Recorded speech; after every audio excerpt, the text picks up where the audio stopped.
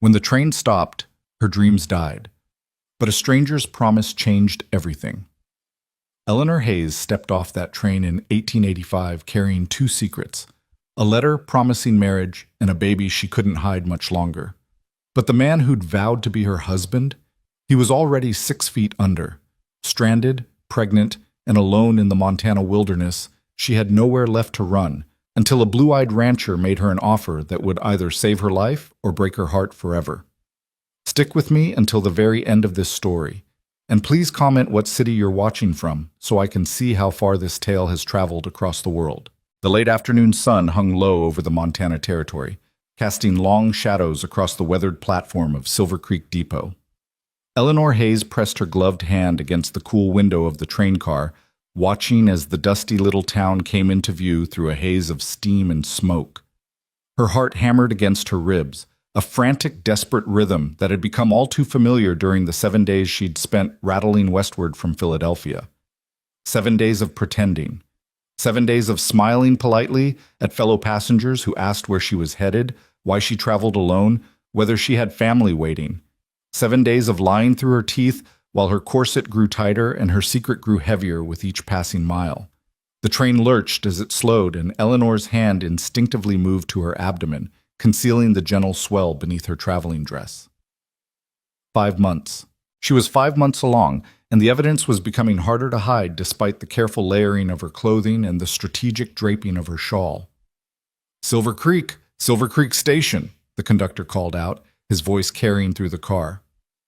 Final stop for passengers heading to Silver Creek. Eleanor rose on unsteady legs, gripping the seat back for support. Around her, other passengers gathered their belongings: miners heading to the gold fields, a family of homesteaders with sun-weathered faces, a salesman with his cases of wares. Normal people. People with normal lives and normal reasons for being here. Not like her. Not desperate and ruined and running from a scandal that would have destroyed what remained of her family's reputation in Philadelphia society. She reached for her carpet bag, the only possession she'd brought beyond the clothes on her back and the few precious items wrapped in her spare dress.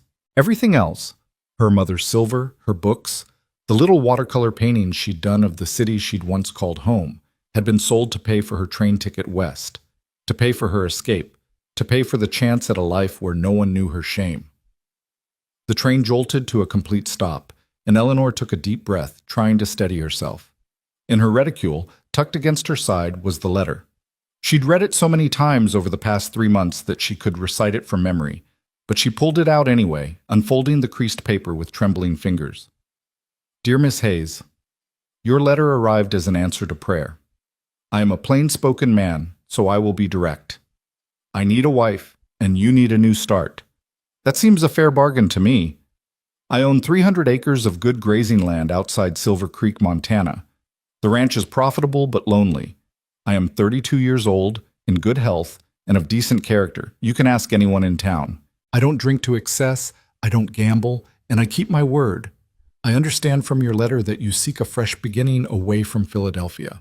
I will not pry into your reasons. Every person deserves the chance to start over, and I promise you will find no judgment here. If you agree to this arrangement, send word and I will meet your train on the 15th of October. We can be married that same day if you're willing. I may not be the husband of any girl's dreams, but I will provide for you, protect you, and treat you with respect. Yours truly, Henry Callahan. Eleanor's eyes stung as she folded the letter again. Henry Callahan. A stranger who'd offered her salvation without knowing the full truth of what he was accepting. She'd written back immediately, her reply carefully crafted to sound grateful without revealing too much. She hadn't told him about the baby. How could she? How could she put words to paper confessing that she'd been foolish enough to believe Daniel Whitmore's promises? That the young law clerk who'd courted her so ardently had disappeared the moment she'd tearfully revealed her condition? That his wealthy family had threatened to destroy the Hayes name completely if Eleanor dared to claim their son had ruined her? No, she couldn't write those words. Instead, she'd crafted a vague response about circumstances that made remaining in Philadelphia impossible and seeking a new life where the past wouldn't follow. She'd hoped, God, how she'd hoped, that Henry Callahan would be too much of a gentleman to ask questions. And she'd prayed that by the time her pregnancy became obvious, they'd be married long enough that any gossip would die quickly. A premature baby, people would whisper, but at least she'd be a respectable wife by then. At least her child would have a name and a home. At least they'd both be safe. "Miss, you'll need to disembark now." The conductor appeared beside her, his expression kind but firm. "This is the end of the line." "Yes, yes, of course." Eleanor grabbed her bag and moved toward the door, her legs feeling like water beneath her heavy skirts. The Montana air hit her face as she stepped onto the platform, dry and sharp, completely different from the humid atmosphere of Philadelphia. The sky stretched impossibly wide overhead, a brilliant blue unmarred by the factory smoke she'd grown accustomed to back east. Mountains rose in the distance, their peaks still touched with snow despite the mild October weather. It was beautiful, harsh, and wild, and beautiful. And somewhere in this vast, unforgiving landscape was the man who'd promised to marry her. Eleanor scanned the platform, searching for a tall figure. Henry had mentioned in his letter that he stood over 6 feet, or perhaps someone holding a sign with her name. The platform was crowded with people greeting arriving passengers, but no one seemed to be looking for her. Her pulse quickened. Perhaps he was running late. Perhaps he'd been delayed at the ranch. She stood there, clutching her bag, as the crowd slowly dispersed. Families reunited and walked away arm in arm. The miners headed toward the saloon across the street. The homesteaders loaded their belongings onto a wagon, and still, no one approached her. 15 minutes passed, then 20. Eleanor's hands began to shake. "Excuse me, miss?" A young man in dusty ranch clothes approached, his hat in his hands. He couldn't have been more than 19 with a sunburned face and worried eyes. Are you Miss Eleanor Hayes from Philadelphia?" Relief flooded through her. Yes, I am. Are you?" "No, ma'am." He twisted his hat between his fingers. "I'm Tommy Price. I work for the Callahan Ranch. Or, I did." His voice cracked slightly. "Mr. Callahan sent me to meet you." Eleanor's relief curdled into confusion. "He sent you? But I thought, ma'am, I'm real sorry to be the one to tell you this." Tommy's young face was stricken with genuine grief. "Mr. Callahan, Henry, he passed on 3 days ago. Horse threw him up in the north pasture, broke his neck. He was dead before we could even get him back to the house." The world tilted sideways. Eleanor heard the words, understood their meaning, but couldn't quite make them feel real. Dead. Henry Callahan was dead. The man she'd traveled 2,000 miles to marry, the stranger who'd offered her salvation, was dead. "No," the word came out as a whisper. "No, that can't be right. I have his letter. We had an arrangement. Her voice broke. "I came all this way." "I know, ma'am. I'm so sorry." Tommy looked like he might cry himself. "Mr. Callahan was a good man. Best boss I ever had. The whole town's torn up about it. We buried him yesterday, up on the hill, overlooking his ranch. Just like he always said he wanted." Eleanor couldn't breathe. Her corset was too tight, the air too thin, the sky too big and too bright and crushing down on her from every direction. She'd gambled everything on this arrangement, her reputation, her future, her child's legitimacy. And now she had nothing. She was alone in a strange town, pregnant and penniless, with no prospects and no way home even if she'd wanted to return to Philadelphia, which she couldn't. Her aunt had made it clear that Eleanor was no longer welcome in polite society.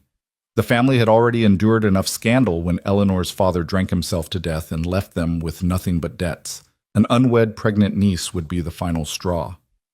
"Miss Hayes?" Tommy's voice seemed to come from very far away. "Miss Hayes, are you all right? You've gone awful pale." Eleanor tried to speak, but her throat had closed up. Black spots danced at the edges of her vision. The platform swayed beneath her feet. Strong hands caught her before she hit the ground. "Whoa there, easy now." The voice was deep and steady, with a slight western drawl that softened the words. "Tommy, get her bag. Let's get this lady somewhere she can sit down before she faints dead away." Eleanor found herself being guided firmly but gently toward a bench at the edge of the platform. Her legs moved automatically, following the direction of those steady hands.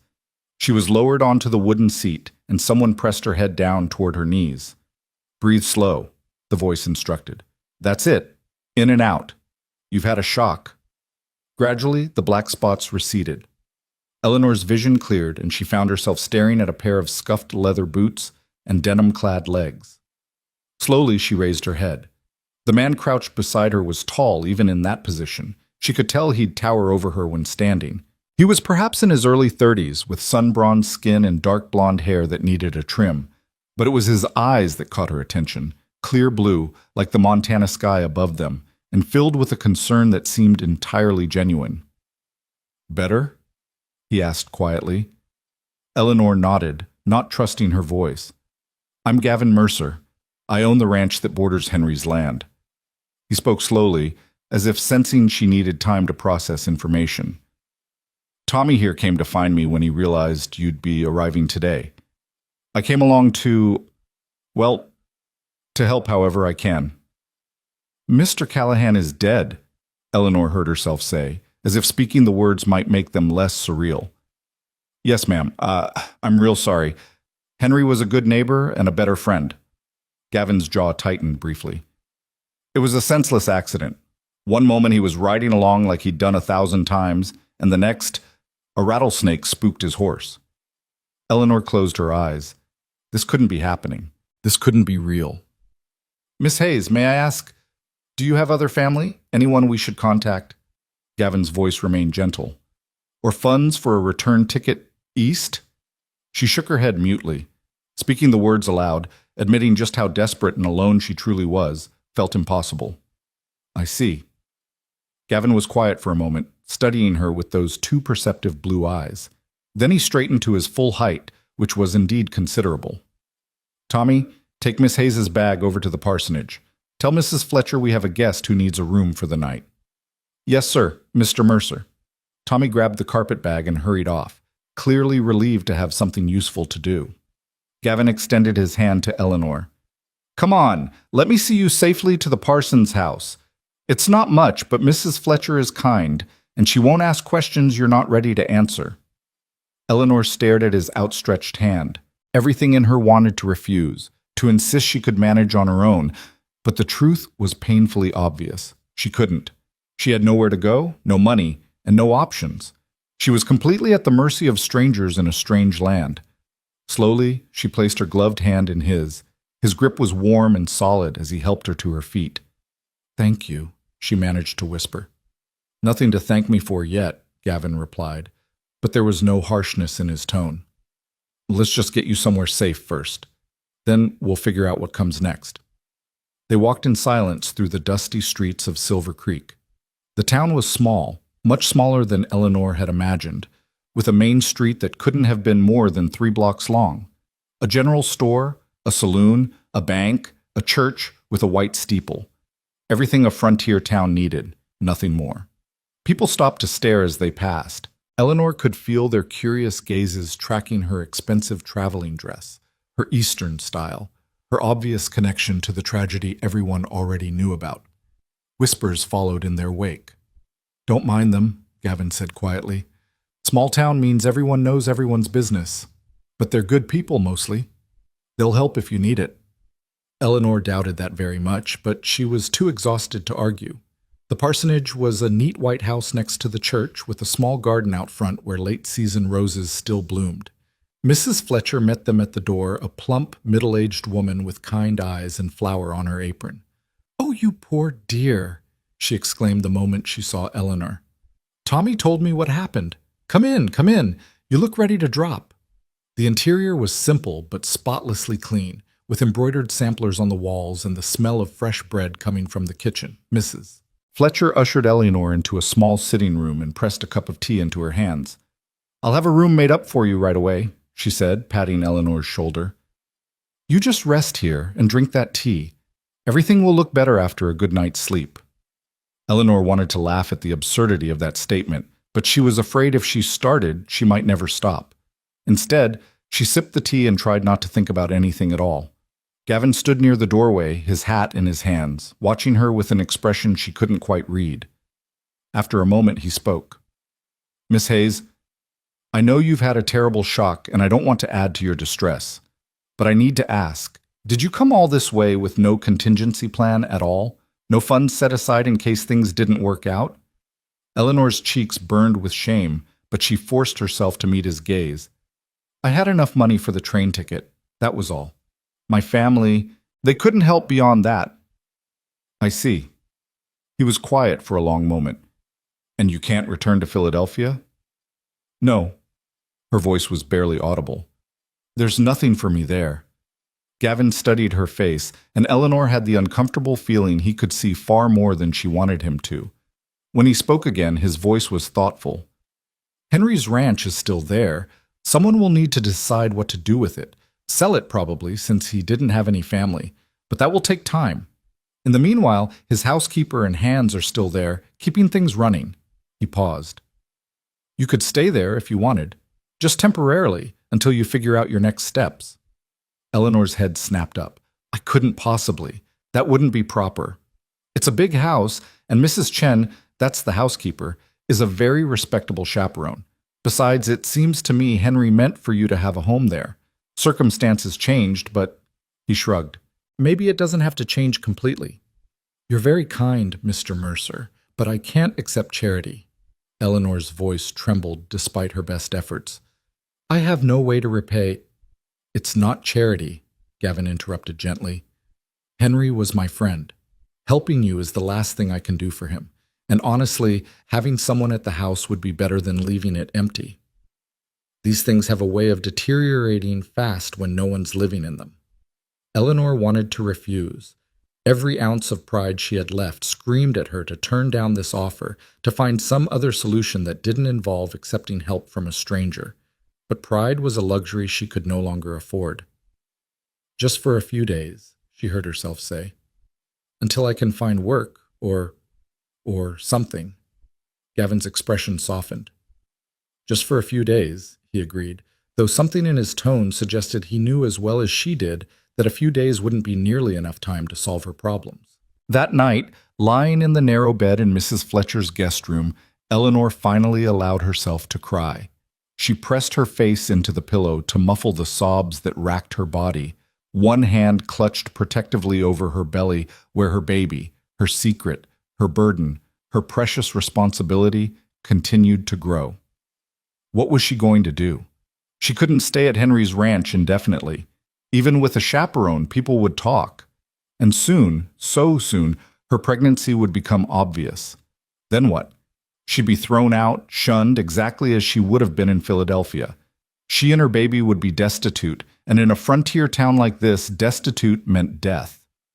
Maybe that would be for the best, a dark voice whispered in the back of her mind.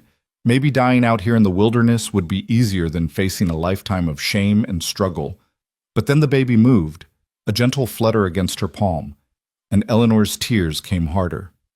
No matter what happened to her, she couldn't give up. This child was innocent. This child deserved a chance at life. She would find a way. Somehow, she would find a way, even if she had no idea what that way might be.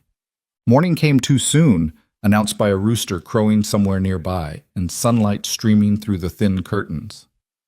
Eleanor rose stiffly, her eyes swollen from crying, and dressed carefully in her second-best gown, a simple gray wool that would be more appropriate for a ranch setting than her traveling dress. She was just pinning up her hair when a knock sounded at the door. "Miss Hayes," Mrs. Fletcher's cheerful voice called. "Mr. Mercer is here to take you out to the Callahan Ranch when you're ready. There's breakfast downstairs." Eleanor's stomach twisted with anxiety, but she forced herself to respond calmly. "Thank you. I'll be down shortly."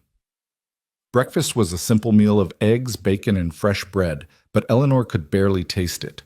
She was too aware of Gavin Mercer sitting across the table, eating in silence while Mrs. Fletcher bustled around them, chattering about the weather and the upcoming harvest festival, and anything else that seemed to cross her mind. Finally, Gavin pushed back his plate and stood. "We should probably head out, Miss Hayes. It's about an hour's ride to the ranch, and I'd like to get you settled before noon." Eleanor nodded, her throat too tight for words. The wagon waiting outside was simple but sturdy, pulled by two well-matched bay horses. Gavin helped her up onto the seat with the same gentle courtesy he'd shown the day before, then climbed up beside her and took the reins. They rode in silence for the first 15 minutes, the wagon rattling along a dirt road that cut through an endless expanse of golden grassland. The mountains Eleanor had seen from the train platform were closer now, their massive forms dominating the western horizon. "It's beautiful here," Eleanor said finally, more because the silence was becoming uncomfortable than because she had any real interest in making conversation. "It is," Gavin agreed. "Takes some getting used to, though, especially for someone from back east. The winters are hard, and the isolation can wear on a person. Henry used to say that's why he wanted a wife, someone to share it all with, good and bad." Eleanor's throat tightened. "It's unfortunate that he died before he could have that." "Yes." Gavin was quiet for a moment. "Henry was a good man, honest, hard-working, fair to his employees. He didn't deserve to go out like that." "Had he lived alone for long?" "About 5 years. He came out here from Ohio after his father died and left him a small inheritance. Used it to buy the land and build up the ranch. Did well for himself, too." Gavin glanced at her.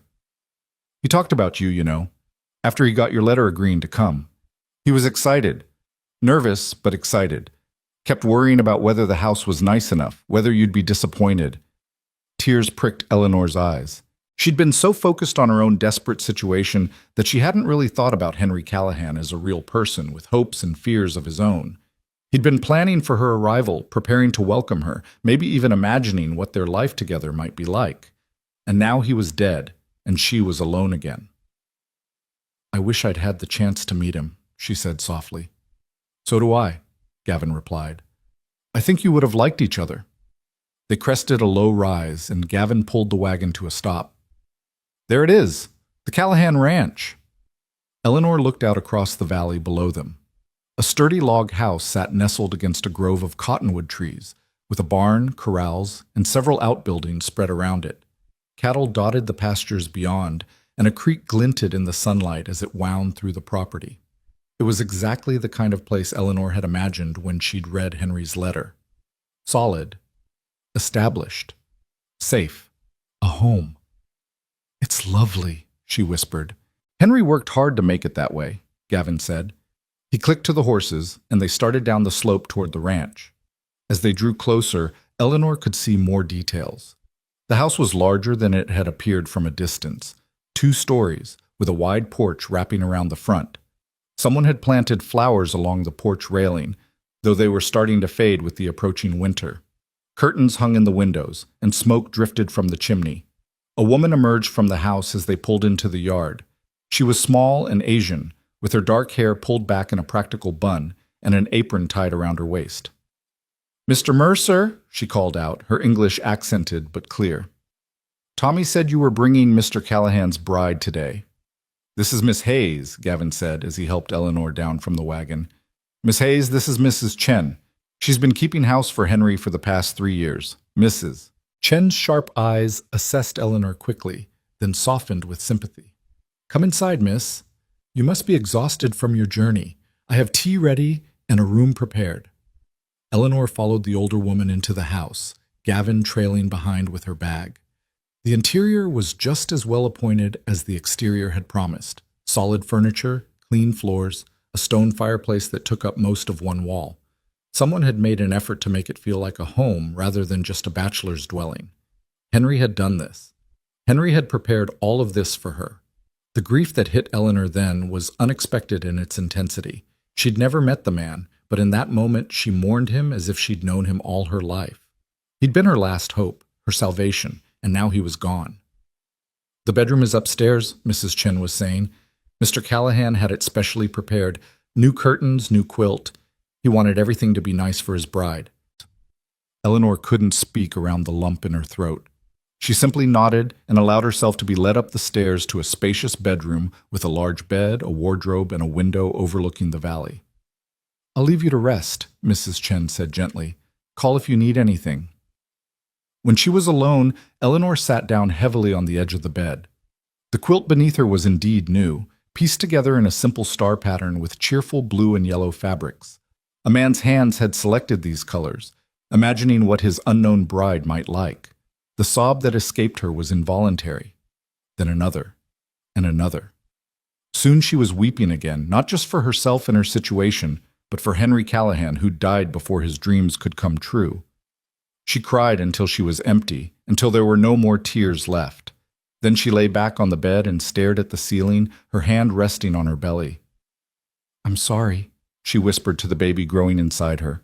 "I'm so sorry. I thought I was bringing you to safety, but now I don't know what will happen to us." A knock on the doorframe made her sit up quickly, wiping at her face.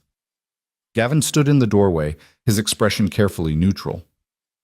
"I'm sorry to intrude, Weck," he said, "but I wanted to talk to you before I head back to my own place." Eleanor straightened her spine, trying to salvage some dignity. "Of course." Gavin stepped into the room but maintained a respectful distance. "Miss Hayes, I'm going to speak plainly because I think you're in a situation where plain speaking is more useful than pretty words." Her heart sank. "You want me to leave?" "No." His answer was immediate and firm. "I meant what I said about you staying here. But I need to understand your situation better if I'm going to help you figure out what happens next." Eleanor's hands twisted together in her lap. "I don't understand what you're asking." Gavin studied her for a long moment, and when he spoke, his voice was quiet but direct. "Miss Hayes, you're pregnant, aren't you?" The world stopped spinning. Eleanor's mouth opened, but no words came out. She wanted to deny it, to lie, to protect her secret for just a little longer. But the look in Gavin's eyes told her there was no point. He already knew. "How?" she managed to choke out. "I've run a ranch for 12 years, Gavin said gently. "I know the signs. The way you hold yourself. The way you touched your stomach when you thought no one was looking. The fact that you came all this way to marry a stranger with no backup plan at all." He paused. "I'm guessing that's why you needed a fresh start so badly." Shame burned through Eleanor like wildfire. She couldn't meet his eyes. "I'm sorry. I should have told you. I shouldn't have come here under false pretenses. I'll leave. I'll find somewhere else to—" "Stop." Gavin's voice cut through her rising panic. "You're not going anywhere. Not today, anyway. But you know now, you know what I am. I'm desperate, frightened, alone." Gavin moved closer and crouched down so he was at eye level with her. "Miss Hayes, Eleanor, you're not the first woman who's found herself in trouble through no real fault of her own, and you won't be the last. What matters now is what you do next." Eleanor forced herself to look at him through her tears. "What can I do? Even if I stay here, people will figure it out soon. Then they'll force me to leave, and I have nowhere to go. My baby will be born in disgrace, and we'll probably both die before—" Her voice broke completely. Gavin was silent for a long moment. When he spoke, his words were slow and deliberate, as if he was thinking through each one carefully. "What if you didn't have to leave? What if there was a way for your baby to be born with a name and a home and no questions asked?" Eleanor stared at him, not understanding.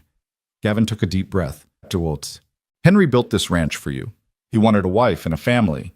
Those things are still needed, even though Henry's gone." "I don't understand what you're suggesting." "Marry me."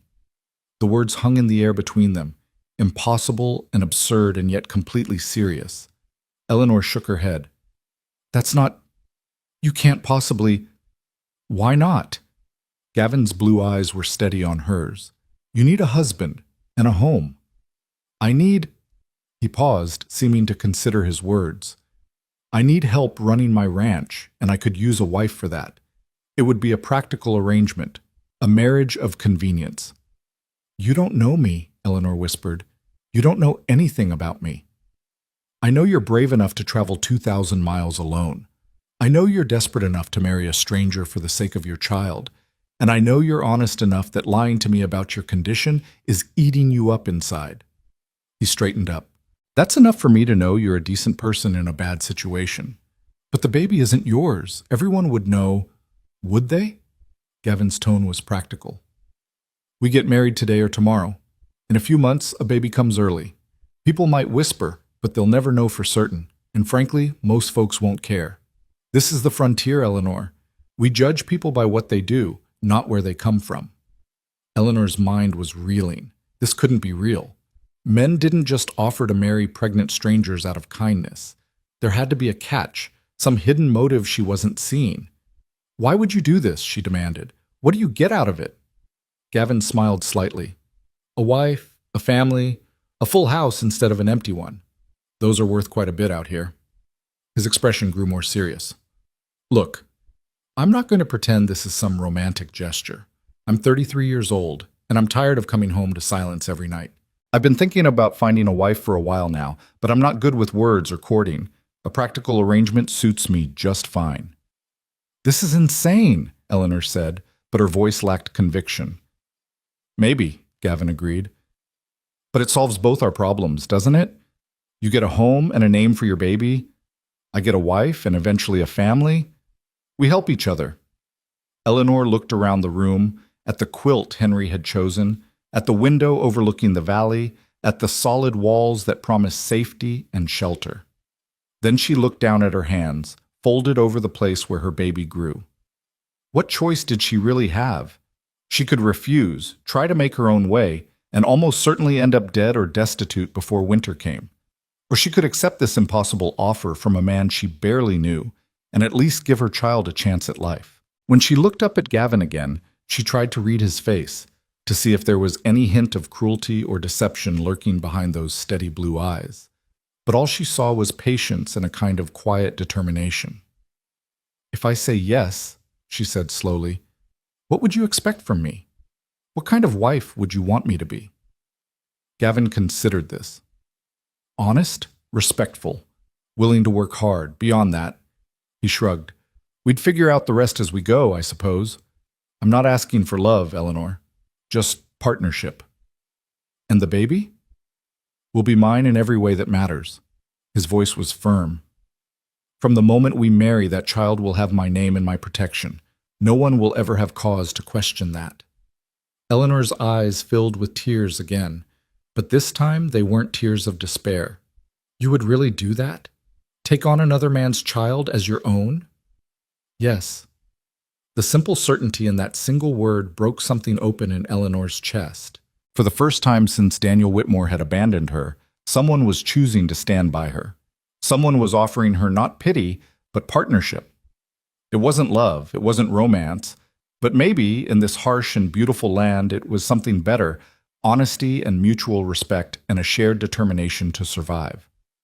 Then yes, Eleanor heard herself say, yes, I'll marry you. The words had barely left Eleanor's lips when reality crashed over her like a wave. She'd just agreed to marry another stranger, a man she'd known for less than 24 hours, in a desperate gamble that felt simultaneously insane and like her only possible choice. Gavin's expression didn't change much, but something softened around his eyes. All right then. I'll ride into town and speak with Reverend Fletcher. If he's available, we could do this tomorrow morning. That gives you tonight to be certain of your decision. Tomorrow? Eleanor's voice came out higher than she intended. That's so soon. The sooner we marry, the less questions people will ask later.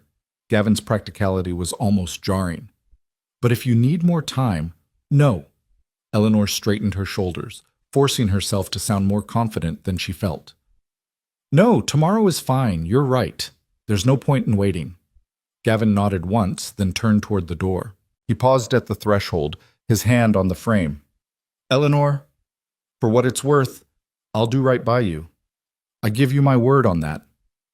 Then he was gone, his boots echoing on the stairs, and Eleanor was alone with the magnitude of what she'd just committed to. She stood on shaking legs and walked to the window, watching as Gavin emerged from the house below and strode toward his horse. He moved with the easy confidence of a man comfortable in his own skin, swinging into the saddle with practiced grace. Within moments, he was riding away across the golden grassland, growing smaller against the vast Montana landscape until he disappeared over a rise. Eleanor pressed her palm against the cool glass. In less than 24 hours, that man would be her husband. She would be Mrs. Gavin Mercer. Her child would be born as his child. Her entire future had just shifted in a direction she never could have anticipated when she boarded that train in Philadelphia. A knock on the doorframe made her turn. Mrs. Chen stood there with a tea tray, her weathered face kind but curious. "Mr. Mercer said you'll be staying," the housekeeper said, setting the tray on a small table near the window. "He said I should make you comfortable and help with whatever you need." "Thank you." Eleanor's voice sounded strange to her own ears. "Mrs. Chen, may I ask you something?" "Of course, miss." "What kind of man is Gavin Mercer? Truly?" Mrs. Chen poured tea with steady hands, considering her answer. "Mr. Mercer is a good man, fair, honest. He helped Mr. Callahan many times when he first started this ranch, lent him equipment, gave advice, never asked for anything in return." She handed Eleanor a cup. "He works hard, maybe too hard. His ranch is bigger than this one, and he runs it mostly alone except for a few hired men during busy seasons." "Is he—" Eleanor hesitated. "Is he kind?" "To those who deserve kindness, yes. To those who don't." Mrs. Chen's lips curved slightly. "Last year, a man came through selling sick cattle, trying to pass them off as healthy. Mr. Mercer found out and made sure everyone in 3 counties knew not to do business with that man again. He doesn't tolerate cheating or cruelty." Eleanor sipped her tea, absorbing this information. It aligned with what she'd observed herself. Gavin Mercer seemed to be a man of strong principles and direct action. Whether that would make him a good husband remained to be seen. "Mrs. Chen, there's something else you should know." Eleanor set down her cup, her hands trembling slightly. "Mr. Mercer and we're getting married tomorrow." The housekeeper's eyebrows rose, but she recovered quickly. "I see. That is very soon." "It's complicated." Eleanor couldn't meet the older woman's eyes. "I need a husband, and he's willing to provide that. It's a practical arrangement." "Many good marriages start with practical arrangements," Mrs. Chen said quietly. "My own marriage was arranged by my family. I met my husband only twice before our wedding, but we built a good life together for 32 years, until he passed." She began collecting the tea things. "Love can grow from respect and partnership, miss. Sometimes that's a stronger foundation than passion." After Mrs. Chen left, Eleanor unpacked her meager belongings. The process took less than 10 minutes. She had so little to show for 23 years of life. 2 dresses besides the one she wore, a spare set of undergarments, her mother's silver-backed hairbrush, the only thing of value she'd kept, a small Bible her grandmother had given her, and at the bottom of the bag, wrapped carefully in a handkerchief, a tiny pair of knitted booties she'd made herself during the long train journey west. She held the booties in her palm, marveling at their smallness. In a few months, these would fit her baby's feet. Her child would be born here, in this house, and would grow up running through these valleys with the mountains watching over them. If everything worked out, if Gavin kept his word, if Eleanor could somehow make this impossible situation work. The afternoon stretched long and strange. Eleanor tried to rest but couldn't settle. She explored the house instead, familiarizing herself with what would soon be her home, or at least part of her life. The main floor held a spacious kitchen where Mrs. Chen worked, a dining area with a solid oak table that could seat 8, and a front room with the massive stone fireplace and comfortable furniture that showed signs of use but also care.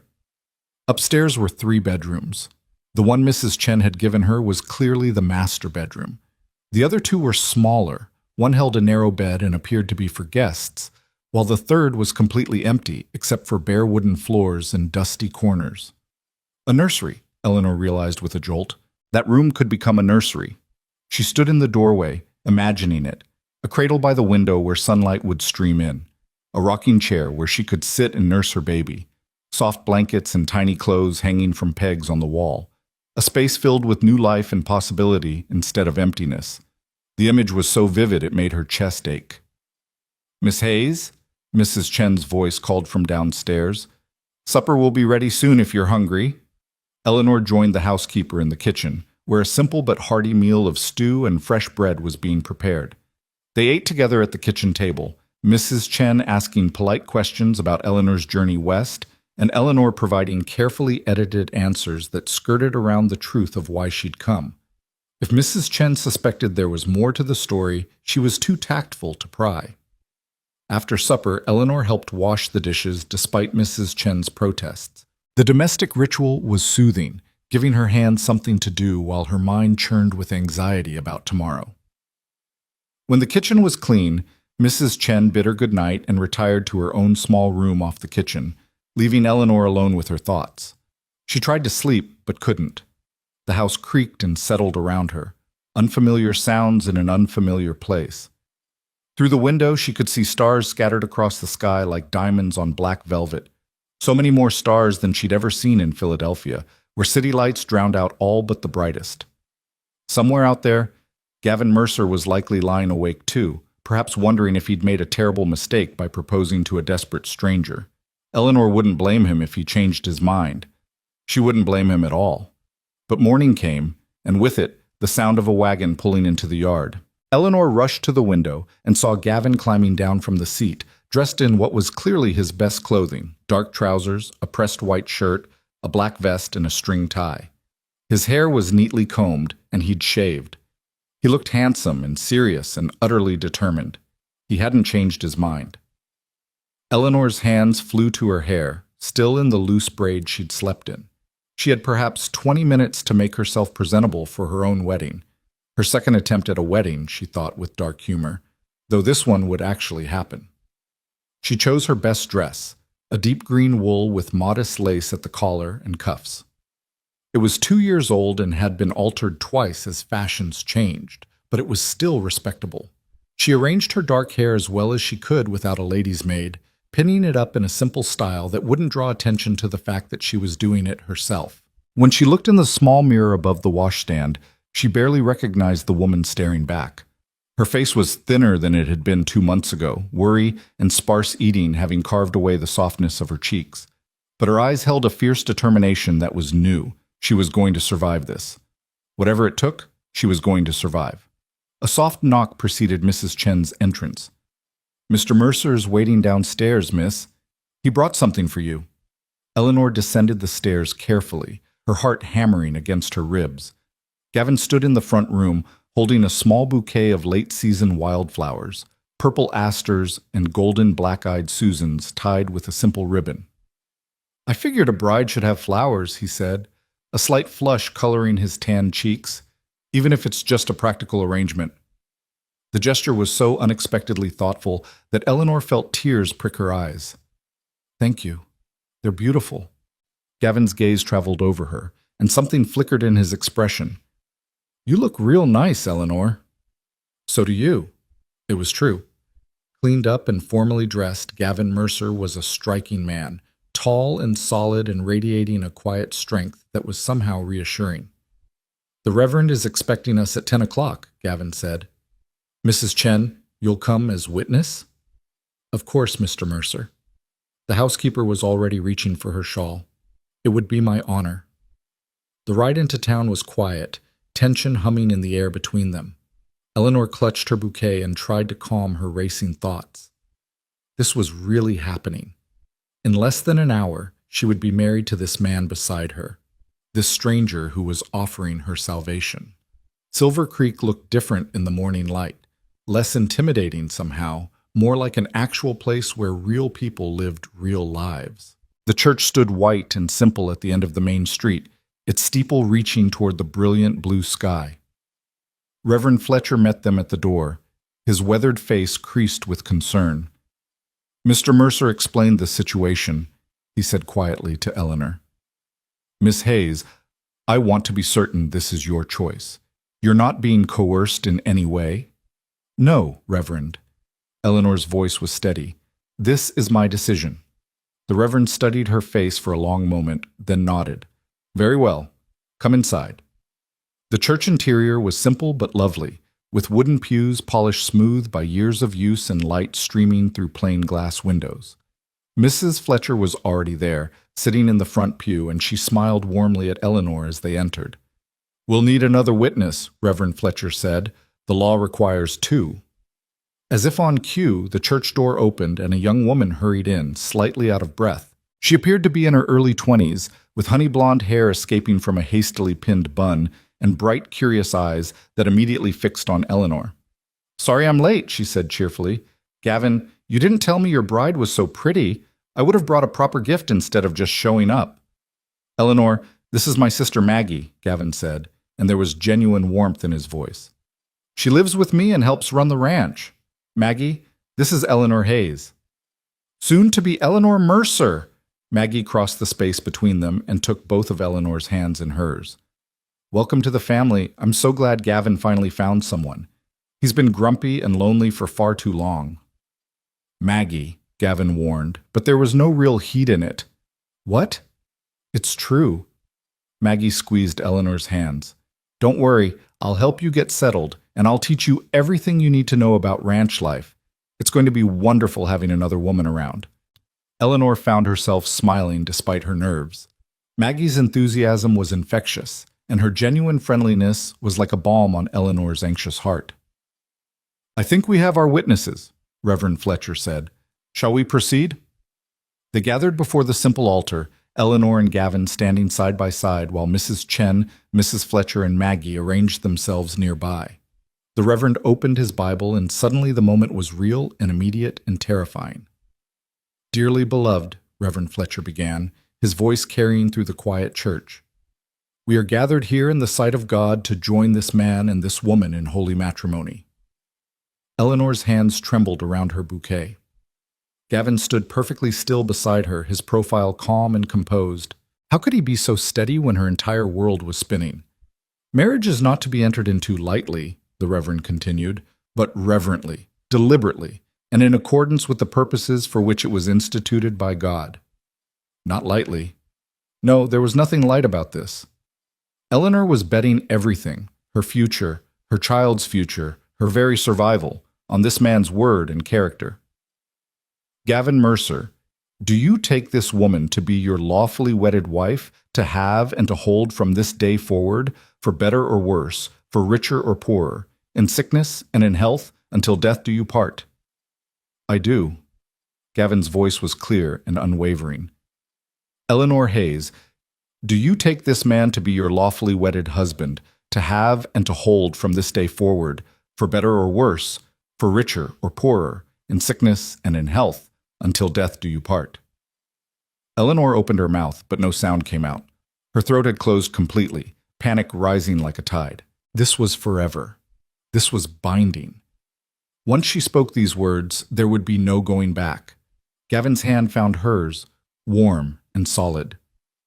He didn't look at her, didn't pressure her, just offered that steady presence that said she wasn't alone. I do, Eleanor whispered. The ring? Reverend Fletcher prompted. Eleanor hadn't even thought about rings. Of course there would be no ring. This had all been arranged in less than 24 hours. But Gavin reached into his vest pocket and produced a simple gold band worn smooth with age. It was my mother's, he said quietly, meeting Eleanor's eyes for the first time during the ceremony. I'd be honored if you'd wear it. Eleanor's vision blurred as Gavin took her left hand and slid the ring onto her finger.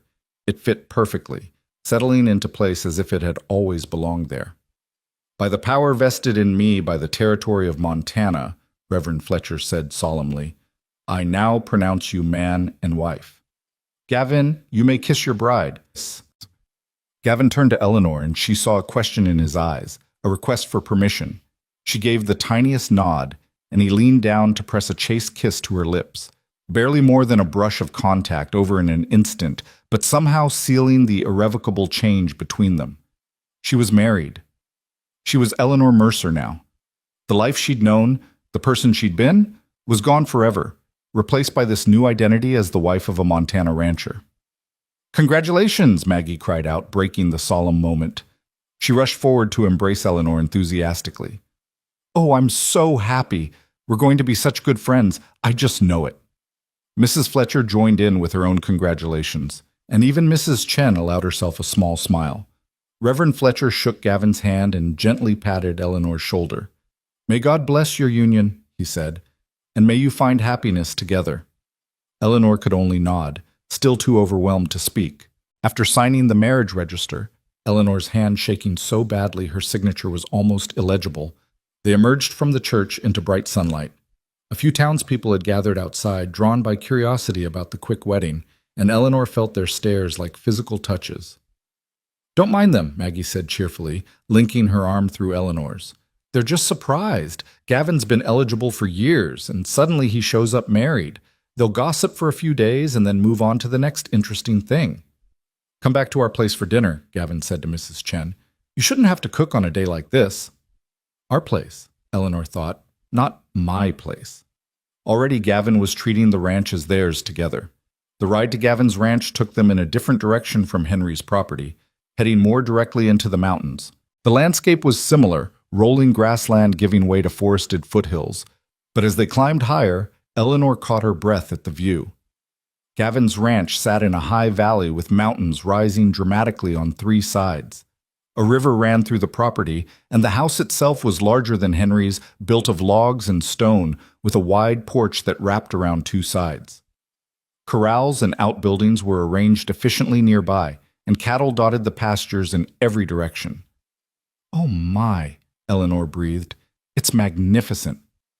"It's home," Gavin said simply, but she could hear the pride in his voice. "Built it myself over the past 12 years. Started with nothing but a land claim and a lot of stubbornness." Maggie laughed. "He's being modest. Gavin worked like a madman to build this place. Some seasons I think he barely slept." As they pulled into the yard, Eleanor noticed how well-maintained everything was. The fences were straight and sturdy, the barn doors hung true, and the house itself looked solid enough to weather any storm.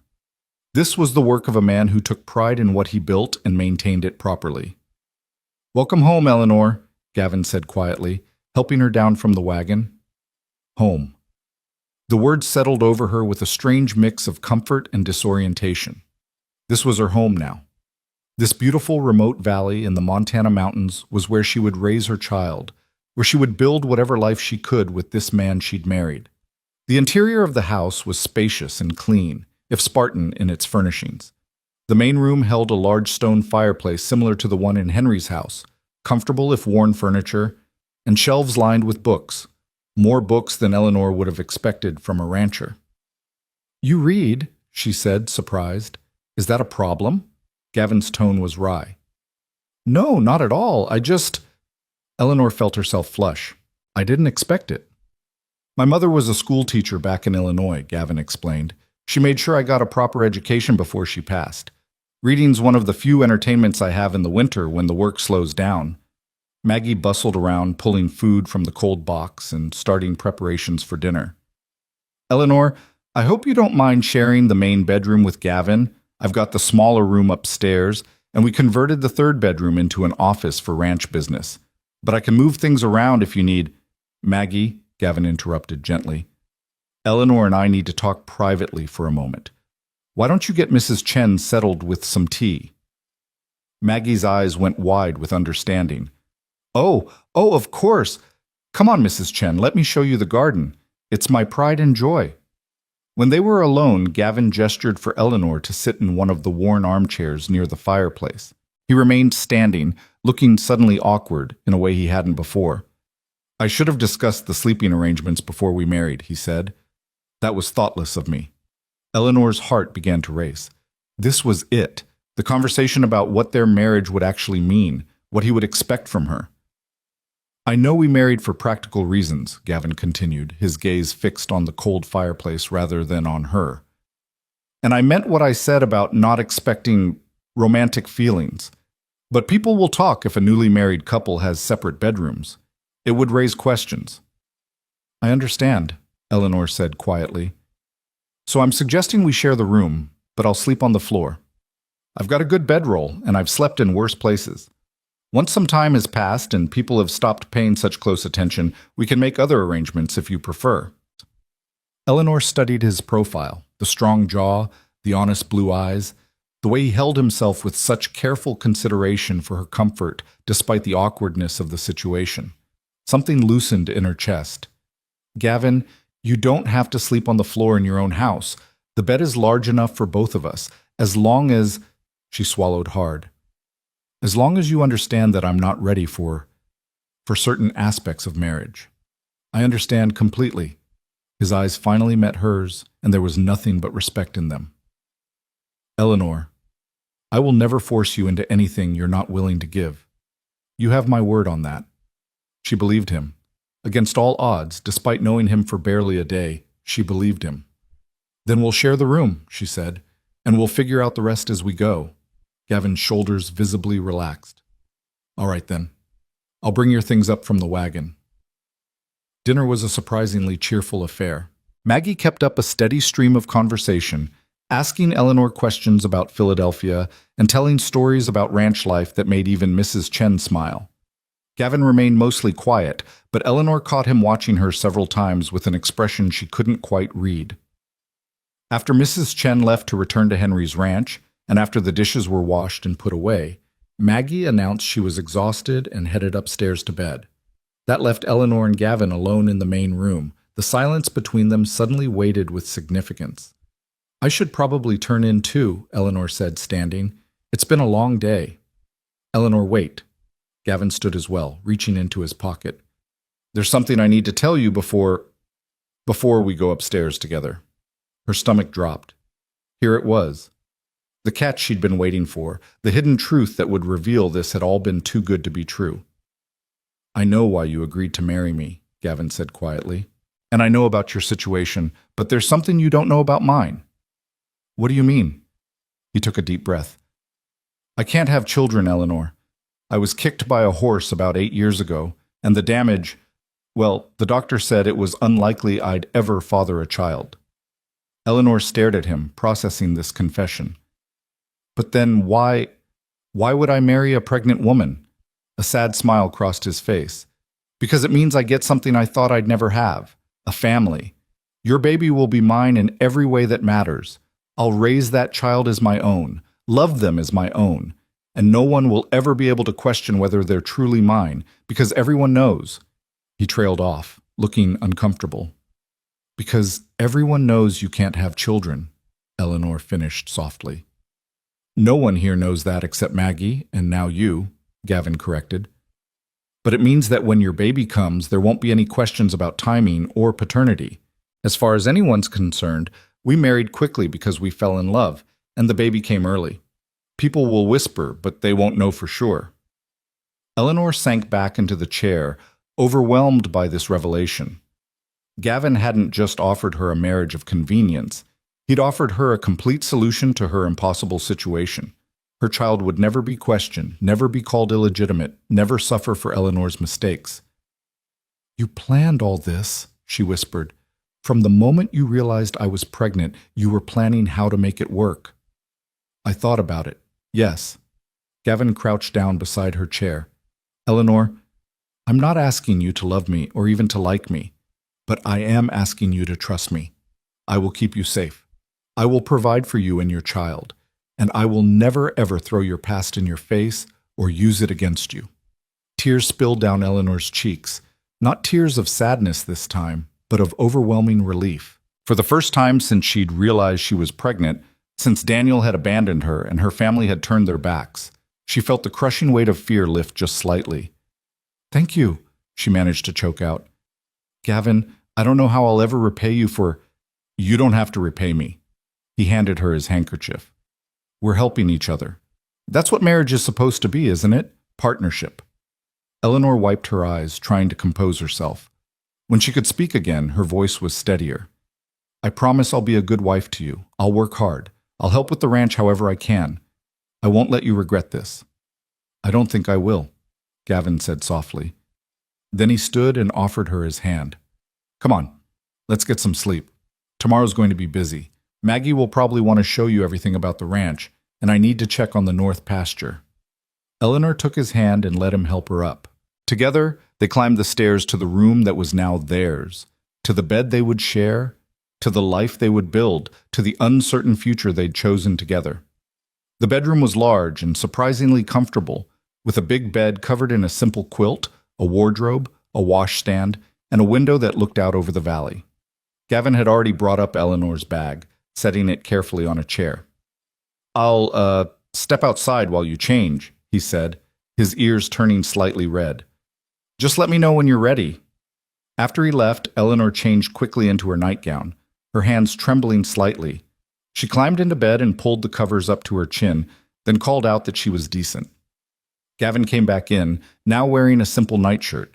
He moved to the other side of the bed, his movements careful and deliberate, clearly trying not to make her uncomfortable. When he slid under the covers, he stayed close to his edge of the mattress, leaving a respectful distance between them.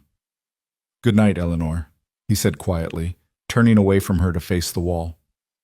"Good night, Gavin." Eleanor lay in the darkness, listening to her new husband's breathing gradually slow into sleep. She placed her hand over her belly, feeling the faint flutter of the baby's movement. "We're going to be all right," she whispered to the child growing inside her. "We're going to have a home, a real home." And for the first time in months, Eleanor Mercer, allowed herself to believe it might actually be true. Eleanor woke to unfamiliar sounds, the lowing of cattle in the distance, a rooster crowing, and closer, the creak of floorboards as someone moved around downstairs. Pale dawn light filtered through the curtains, and for a disorienting moment, she couldn't remember where she was. Then it all came rushing back. Montana, the wedding, Gavin. She turned her head and found the other side of the bed empty, the covers already pulled neat. Her husband, the word still felt strange, had risen without waking her. Eleanor sat up slowly, her hand instinctively moving to her belly. The baby was quiet this morning, not yet stirring with the day. The bedroom door opened a crack, and Maggie's blonde head poked through. "Oh, good. You're awake. I was going to let you sleep longer, but breakfast is almost ready, and Gavin wanted to know if you felt well enough to come down, or if I should bring you a tray." "I'll come down," Eleanor said quickly. She didn't want to start her first full day here by being waited on, like an invalid. "Just give me a moment to dress." "Take your time." Maggie's cheerfulness was almost overwhelming at this early hour. "There's fresh water in the pitcher, and I set out some soap that smells like lavender. Gavin bought it in town last month but never used it. I think he was planning ahead even then." After Maggie left, Eleanor washed and dressed in her simpler gray wool dress, the one more suited to work than social calls. When she looked in the small mirror above the washstand, she barely recognized herself. Her face was still pale from yesterday's emotional upheaval, but there was something different in her eyes. Not quite hope yet, but maybe the beginning of it. Downstairs, the kitchen was filled with the smell of coffee, bacon, and fresh biscuits. Maggie stood at the stove, expertly managing multiple pans while humming to herself. Gavin sat at the large wooden table, already dressed for work in worn denim and a chambray shirt, his hat hanging on a peg by the door. He looked up when Eleanor entered, and something crossed his face. Surprise, maybe, or appreciation. "Morning. Did you sleep all right?" "Yes, thank you." Eleanor slid into the chair across from him, acutely aware of how domestic this all felt. A married couple having breakfast together, as if this were the most natural thing in the world. "Coffee?" Maggie appeared at her elbow with a pot. "Or would you prefer tea? We have both." "Tea, please, if it's not too much trouble." Coffee had been turning Eleanor's stomach lately, one of the many small changes pregnancy had brought. "No trouble at all." Maggie poured steaming tea into a cup and set it before Eleanor along with a small pitcher of cream. "How do you like your eggs?" "However they come is fine. I don't want to be any bother." "You're not a bother. You're family." Maggie said it so matter-of-factly that Eleanor's throat tightened. "Besides, it's nice having another woman here. I've been outnumbered for years." Gavin cleared his throat. "Eleanor, I need to ride out to check on the herd this morning. Normally I'd be gone most of the day, but if you need me here—" "No, please. Don't change your routine on my account." Eleanor wrapped her hands around the warm teacup. "I should learn how things work here anyway." "I'll show her around," Maggie announced, setting plates of food in front of them. "The chickens need feeding, and I wanted to work in the garden. Eleanor can help if she feels up to it." They ate together, Maggie keeping up a steady stream of conversation about the ranch, the neighbors, and the town. Eleanor learned that the nearest other ranch belonged to a family called the Hendersons, who had 3 sons and were perfectly nice but terribly dull. Beyond that, the closest neighbors were several miles away in various directions. "It can get lonely in winter," Maggie admitted. "The snows come heavy, and sometimes we don't see anyone but each other for weeks. But there are dances in town once a month, and church on Sundays, and we always manage to have a good Christmas despite everything." Gavin ate quietly, occasionally glancing at Eleanor as if checking that she was all right. When he finished, he stood and reached for his hat. "I'll be back before dark," he said. Then, after a moment's hesitation, he crossed to Eleanor's chair and bent to kiss the top of her head, a gesture so casual and yet so intimate that it made her breath catch. "Take it easy today. Don't let Maggie work you too hard." "I heard that," Maggie called from the stove. "You were meant to." There was a smile in Gavin's voice. Then he was gone, his boots thudding across the porch and down the steps. Through the window, Eleanor watched him stride toward the barn, his movements economical and purposeful. A few minutes later, he rode out on a large bay gelding, a rifle in a scabbard on his saddle and a coiled rope at his hip. He looked completely at home in this landscape, as much a part of it as the mountains themselves. "He's a good man," Maggie said softly, coming to stand beside Eleanor at the window. "I know this all happened fast, and I know it's probably overwhelming, but my brother, he'll take care of you. That's just who he is." Eleanor turned to face her new sister-in-law. "Maggie, can I ask you something? Why doesn't Gavin have a wife already? He's successful, he's handsome, he seems kind. Why has he been alone all this time?" Maggie's expression grew thoughtful. She poured herself more coffee and sat down at the table, gesturing for Eleanor to join her. "It's not a short story." "I'd like to hear it." Eleanor needed to understand the man she'd married, needed to know what had shaped him into someone who would offer marriage to a desperate stranger. "All right." Maggie wrapped her hands around her cup. "Gavin was engaged once, about 10 years ago. Her name was Catherine, and she was the daughter of a wealthy rancher from the next county over. Beautiful, educated, everything Gavin thought he wanted. They courted for a year, and everyone said they were perfect together." Eleanor felt an unexpected twinge of something that might have been jealousy. "What happened?" "She left him at the altar. Literally." Maggie's voice was flat. "The day of the wedding, with the church full of guests, Catherine's father announced that she'd run off with a traveling salesman the night before. Left a note saying she couldn't bear the thought of being a rancher's wife, that this life was too hard and too lonely, and she wanted more than Montana could offer." "Oh no." Eleanor's hand went to her mouth. "That's terrible." Gavin was devastated, not just heartbroken, but humiliated. The whole territory heard about it. For months afterward, people whispered whenever he came to town. Maggie's jaw tightened. He threw himself into work after that. Built up this ranch from decent to one of the best in the region. Barely slept, barely ate, just worked himself to exhaustion every single day. I was worried he'd work himself to death. And he never courted anyone else? He tried, once or twice, but I think after Catherine, he couldn't trust his own judgment anymore. Couldn't believe that someone wouldn't eventually leave him for an easier life. Maggie met Eleanor's eyes directly. "That's why your situation made sense to him. You need him as much as he needs you. There's honesty in that. No false promises or romantic illusions that might shatter." Eleanor absorbed this information, understanding Gavin a little better now.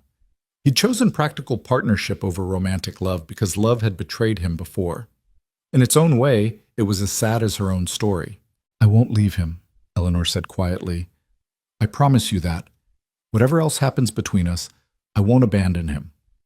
Maggie's face lit up with a smile. "I'm glad. Now come on, let me show you around. Those chickens won't feed themselves." The morning passed in a blur of new experiences. Eleanor learned where the chickens roosted, how to scatter feed so the more aggressive hens didn't hog it all, and how to collect eggs without getting pecked. She helped Maggie pull the last vegetables from the garden before the hard frosts came, squash and pumpkins and hardy root vegetables that would keep them fed through the winter. The work was physical, in a way Eleanor's Philadelphia life had never been. By mid-morning, her back ached and her hands were dirty, but there was something satisfying about it. She was contributing. She was useful. These weren't the useless accomplishments of a society lady, embroidery and watercolors and speaking passable French. These were skills that actually mattered for survival. "You're doing great," Maggie said encouragingly as they hauled baskets of vegetables toward the root cellar. "Most city girls I've met can't handle ranch work at all. They complain about getting dirty or breaking their nails." "I don't have the luxury of complaining," Eleanor said it without self-pity, just stating a fact. "I need to learn how to be useful here." Maggie studied her with newfound respect. "You're going to fit in just fine, I think."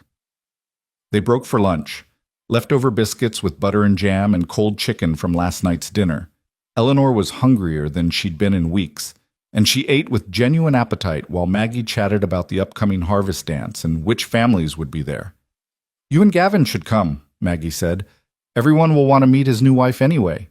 Might as well get it over with all at once instead of enduring months of surprise visits." The thought of facing a room full of curious strangers made Eleanor's stomach knot, but Maggie was probably right. "When is it?" 2 weeks from Saturday. That gives you some time to settle in and get your bearings." Maggie grinned. "Plus, Gavin cleans up real nice for dances. You should see him in his Sunday best." Eleanor felt her cheeks warm. She'd been trying very hard not to notice how attractive her husband was, but it was becoming increasingly difficult. The way he moved, the quiet strength in his hands, the rare smiles that transformed his serious face, all of it was dangerously appealing. "Come on," Maggie said, standing. "Let me show you the barn. You should meet the horses properly, and I want you to see the new foals Gavin's been raising. They're absolutely darling." The barn was huge and meticulously organized, with stalls for 12 horses and a large open area for hay storage. Several horses poked their heads over stall doors as the women entered, whickering curiously. "This is Rosie," Maggie said, stopping to stroke the nose of a gentle-looking mare. "She's mine, sweet as pie and smart as a whip. And this big fellow is Thunder. He's Gavin's usual mount, but he's resting today, so Gavin took Ranger instead." Eleanor tentatively reached out to pat Rosie's soft nose. The mare's dark eyes were kind, and she nuzzled Eleanor's palm as if looking for treats. "She likes you." Maggie pulled a carrot from her pocket and handed it to Eleanor. "Here, give her this. Keep your palm flat so she doesn't accidentally get your fingers." Eleanor offered the carrot, delighting in the feel of the mare's soft lips against her hand. "I've never been around horses much. In Philadelphia, we took carriages but didn't own horses." "Well, you'll be around them plenty here. Can you ride?" "A little. I had a few lessons when I was younger, but I'm not very good." "I'll teach you." Maggie said it with such confidence that Eleanor almost believed it would be easy. Every ranch wife needs to know how to ride. Sometimes it's the fastest way to get somewhere, and in emergencies, it might save your life. They moved deeper into the barn, where 3 leggy foals occupied a large stall with their mothers. The babies were all gangly legs and curious noses, and when Maggie climbed into the stall, they crowded around her eagerly. "Aren't they precious?" Maggie cooed, scratching behind their ears. "Gavin's been breeding horses for the past few years. He's got a good eye for it. These foals will sell for top dollar once they're trained." Eleanor watched from outside the stall, enchanted by the baby's antics. One of them, a dark bay with a white star on its forehead, kept trying to chew on Maggie's sleeve while another attempted to investigate her pockets for treats. "Would you like to come in?" Maggie offered. "They're gentle." Eleanor hesitated. "Is it safe for someone who's—" She trailed off, not sure how much Gavin had told his sister. Maggie's expression softened with understanding. "Gavin told me you're expecting. Congratulations, by the way, and yes, it's safe as long as you're careful. Just stay calm and move slow. Horses can sense nervousness." Eleanor climbed carefully into the stall, and immediately the curious foals converged on her, sniffing and nudging with soft noses. She laughed despite herself, running her hands over their fuzzy coats. "When is the baby due?" Maggie asked quietly. "Early spring, I think. Late March or early April." Eleanor kept her eyes on the foals. "I haven't seen a doctor yet. We'll take you to Doc Morrison in town next week. He delivered half the babies in the county, including me." Maggie's voice was warm, without judgment. "He's discreet too, if that's a concern." Eleanor met her eyes. "You know, don't you, about why Gavin and I married so quickly?" "I can guess," Maggie shrugged. "But it doesn't matter to me. What matters is that you're here now and your family. The rest is nobody's business but yours and Gavin's." The acceptance in those words made Eleanor's eyes sting with tears. She'd expected judgment, condemnation, or at best cold tolerance. Instead, Maggie was offering genuine friendship. "Thank you," Eleanor whispered. "You don't know how much that means." "I think I do." Maggie reached out and squeezed her hand. "Come on, let's get back to the house. I need to start dinner, and you should probably rest for a bit. You've done more than enough work for your first day." That afternoon, while Maggie prepared a venison stew for dinner, Eleanor sat in the front room with a basket of mending Maggie had given her. The simple domestic task was soothing, giving her hands something to do while her mind wandered. She thought about Gavin, out somewhere on the vast ranch, checking on cattle and fixing fences and doing whatever other mysterious tasks kept a ranch running. She thought about the baby growing inside her, who would be born into this life of mountains and hard work and wide open spaces. She thought about Daniel Whitmore, her former life in Philadelphia, and how impossibly far away it all seemed now. This was her reality. This house, this family, this strange new existence as a rancher's wife. Eleanor could either spend her energy mourning what she'd lost, or she could embrace what she'd gained. The choice seemed obvious when framed that way. She was still sewing when the sound of hoofbeats announced Gavin's return. Through the window, she watched him dismount and lead his horse into the barn. Even from a distance, she could see the weariness in his movements. He'd been working hard all day. 10 minutes later, he came into the house, his face lined with fatigue but his eyes seeking her out immediately. "How was your day?" "Educational," Eleanor said with a small smile. "Maggie taught me about chickens and gardens and horses." "She didn't work you too hard?" Concern flickered across his face. "I'm fine. Actually, it felt good to be useful." Gavin's expression softened. "You're more than useful, Eleanor. He seemed to struggle for words. "It's good having you here. The house feels different already." Before Eleanor could respond, Maggie called from the kitchen that dinner was ready. They ate together at the big table, and Eleanor noticed how naturally the three of them fell into conversation. Gavin asking about Maggie's day, Maggie teasing him about coming home with hay in his hair, Eleanor contributing her own observations about the ranch.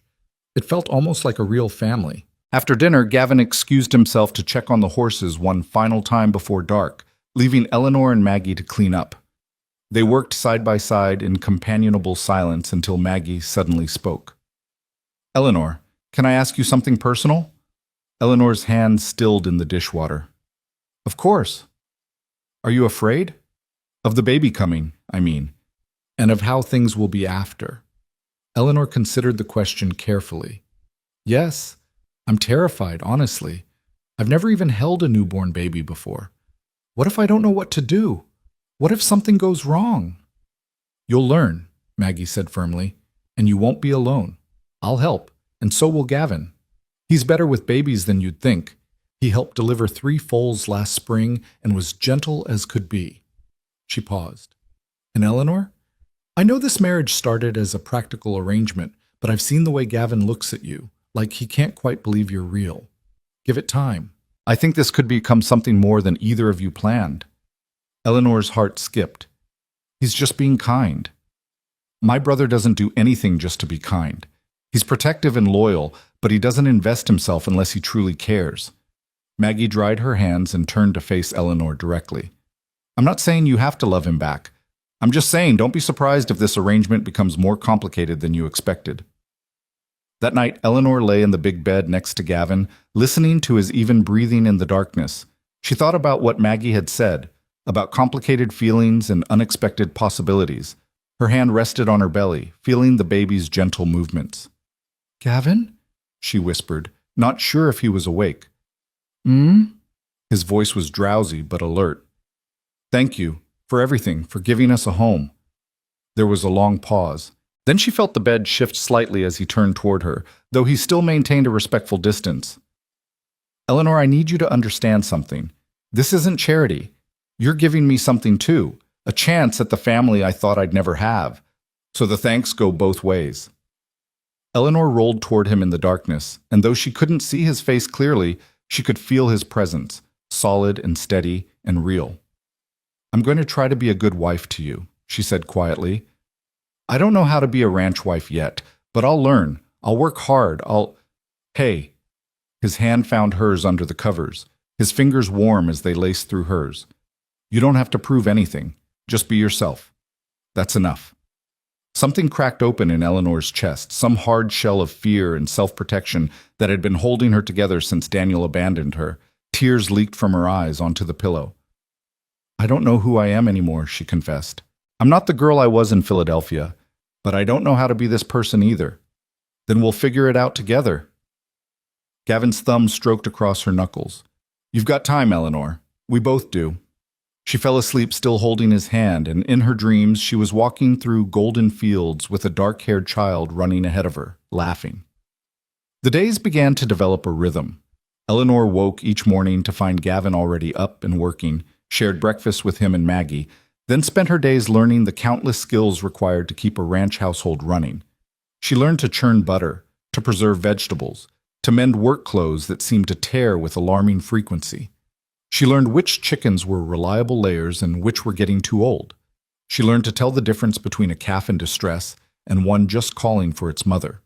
And slowly, so gradually, she almost didn't notice, she began to learn Gavin. She learned that he was unfailingly patient when teaching her something new, never making her feel stupid for not knowing how to do things she'd simply never encountered before. She learned that he had a dry sense of humor that caught her off guard, making her laugh when she least expected it. She learned that he read poetry in the evening sometimes, though he seemed embarrassed when she discovered his worn copy of Whitman tucked beside his chair.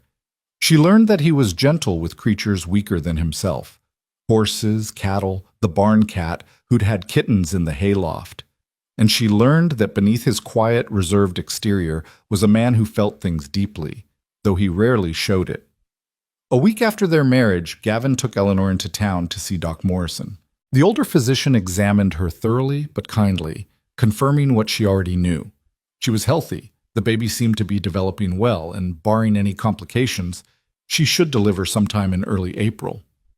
You're further along than some women would want folks knowing so soon after marriage, Doc Morrison said with a knowing look, but that's between you and God as far as I'm concerned. What matters is that you're taking care of yourself. On the ride home, Gavin was quiet until they were nearly back to the ranch. Then he spoke abruptly. The baby moved this morning, didn't it, when you put your hand on your belly at breakfast? Eleanor was surprised he'd noticed. Yes, the movements are getting stronger. Gavin was silent for a long moment. Then, almost shyly, he asked, What does it feel like? Like butterflies at first. Now it's more like little taps from the inside. Sometimes it's startling. She smiled despite herself. Sometimes I think the baby must be dancing in there. Must be something, carrying a life inside you like that. Eleanor heard the wistfulness in his voice and remembered what he'd told her on their wedding night, that he couldn't have children of his own. This baby would be the closest he'd ever come to fatherhood. Acting on impulse, Eleanor reached for his free hand and placed it gently on the side of her belly where she'd last felt movement. Here, maybe if you wait a moment. They sat there in the stopped wagon, Gavin's large, work-roughened hand spread across her belly, both of them barely breathing. For a long moment, nothing happened. Then, there, a distinct flutter kick against his palm. Gavin's entire face transformed. His eyes went wide, his mouth fell open slightly, and when he looked at Eleanor, there was wonder written across every feature. That's... His voice came out hoarse. That's amazing. That's a person, a whole person, right there. Your son or daughter, Eleanor said softly. Our child. Something passed between them in that moment, something profound that shifted the ground beneath Eleanor's feet. This wasn't just a practical arrangement anymore. This wasn't just two strangers helping each other survive. This was becoming something real. Gavin's hand lingered on her belly for another moment before he carefully withdrew it, as if afraid he might hurt her or the baby. When he took up the reins again, his hands weren't quite steady. They didn't speak for the rest of the ride home, but the silence felt different now, charged with possibility and the beginning of something neither of them had quite bargained for. That night, lying in bed with Gavin's sleeping form beside her, Eleanor allowed herself to think the unthinkable. What if Maggie was right? What if this marriage could become something more than convenience? What if she could actually be happy here? The thought was terrifying and exhilarating in equal measure. Eleanor placed both hands on her belly, feeling the baby's movements beneath her palms. Your father is a good man, she whispered to the child. Better than I deserve, maybe. But I'm going to try to deserve him. I promise you that. The baby kicked in response, and Eleanor smiled in the darkness, allowing herself, just for this moment, to hope. The weeks that followed carried a peculiar blend of routine and revelation. Eleanor found herself settling into ranch life with an ease that surprised her, though the physical demands often left her exhausted by evening. Her body was changing daily now, her belly rounding noticeably despite her attempts to conceal it beneath loose aprons and carefully draped shawls. Soon there would be no hiding her condition from anyone. The thought of facing the town, of enduring the whispers and calculating stares, filled her with dread. But Maggie remained insistent about attending the harvest dance, and Gavin, though he said little, seemed to agree that getting the inevitable scrutiny over with would be better than prolonging it. On the Saturday morning of the dance, Eleanor woke to find the first snow of the season dusting the mountains. The valley itself remained clear, but the white peaks in the distance served as a stark reminder that winter was coming, and with it, the isolation Maggie had warned her about. "Perfect weather for a dance," Maggie announced at breakfast, her eyes bright with excitement. "Cold enough that the hall won't get stifling, but not so cold that the roads are dangerous." "You're going to love it, Eleanor. The whole community comes together. There's music and dancing and the best food you've ever tasted. Everyone brings something." "What should we bring?" Eleanor asked, trying to match Maggie's enthusiasm despite her nervousness. "I was thinking apple pies. We've got plenty from the trees out back, and you make the best crust I've ever seen." Maggie had been teaching Eleanor to bake, and Eleanor had discovered she had a knack for pastry. 3 pies should do it. That'll feed plenty of folks and make a good impression." Gavin looked up from his coffee, his gaze settling on Eleanor with an expression she was learning to read, concern mixed with protectiveness. "You don't have to go if you're not feeling up to it. No one would fault you for staying home." "I'm fine," Eleanor said, though her stomach was churning with anxiety that had nothing to do with the baby. "Maggie's right. Better to face everyone at once." "All right then." Gavin stood, reaching for his hat. "I'll finish the morning chores early so we can leave by 3. The dance starts at 5, but folks will want to socialize first." He paused at the door, looking back at Eleanor. "You look real pretty this morning, by the way. That blue brings out your eyes." He was gone before Eleanor could respond, leaving her blushing at the unexpected compliment. Across the table, Maggie grinned knowingly. "Told you," she said. "Complicated." They spent the morning baking, filling the kitchen with the sweet smell of cinnamon and apples. Eleanor found the work soothing, letting her mind focus on measuring and rolling instead of worrying about the evening ahead. By noon, 3 perfect pies sat cooling on the sideboard, their crusts golden and flaky. "Now comes the fun part," Maggie announced. "Getting dressed up. Come on, let's see what you've got to wear." In Eleanor's room, they surveyed her limited wardrobe. Eleanor had exactly one dress that might be suitable for a social occasion, a deep burgundy wool with black trim that she'd worn to dinner parties in Philadelphia. It was elegant but modest, with long sleeves and a high neckline that would be appropriate for a Montana ranch dance. "Perfect," Maggie declared. "That color is gorgeous on you, and it's loose enough in the waist that nobody will notice anything yet." Eleanor ran her hands over the fabric, remembering the last time she'd worn this dress. It had been at the Whitmore family dinner where Daniel's father had made it clear that Eleanor was no longer welcome in their home, that any claims she made against his son would be vigorously denied and legally contested. She'd been wearing this dress when her entire world had collapsed. "Hey," Maggie touched her arm gently. "Where did you just go?" "Nowhere good," Eleanor forced a smile. "Just memories. Bad ones." "Then let's make new memories. Better ones." Maggie squeezed her hand. "Come on, help me with my hair, and then I'll do yours. We're going to look so beautiful that every woman there will be jealous, and every man will wonder how they got so lucky." Despite her anxiety, Eleanor found herself laughing. Maggie's irrepressible optimism was infectious, making it impossible to stay mired in dark thoughts for long. They spent the afternoon preparing, helping each other with their hair and dresses. Maggie wore a golden yellow that brought out the honey tones in her blonde hair, and she'd styled it in an elaborate updo that must have taken a dozen pins to secure. Eleanor's dark hair she left mostly down, pulling just the sides back with tortoiseshell combs that had belonged to her mother. When Eleanor looked at herself in the mirror, she barely recognized the woman staring back. Her cheeks had more color now than they'd had in months, no longer pale and hollow. Her eyes, though still cautious, held a spark that had been missing since Daniel's betrayal. She looked like someone who belonged in this life, strong and capable, and ready to face whatever came. A knock on the door announced Gavin's presence. "Ladies, the wagon's ready whenever you are." Eleanor opened the door and found her husband transformed.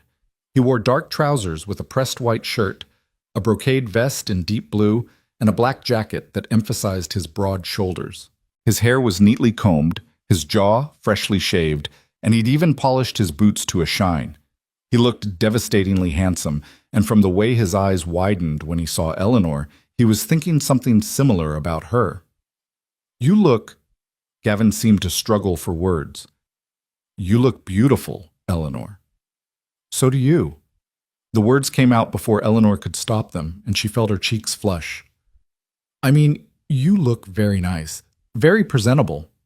A smile tugged at the corner of Gavin's mouth. "Presentable. I'll take it." He offered her his arm. "Shall we?" The ride into town was filled with Maggie's chatter about who would be at the dance and what gossip she hoped to hear. Gavin drove in his usual competent silence, though Eleanor noticed him glancing at her frequently, as if checking that she was all right. As they crested the final hill before Silver Creek, Eleanor could see that the entire town seemed to be converging on the community hall, a large wooden building at the center of town.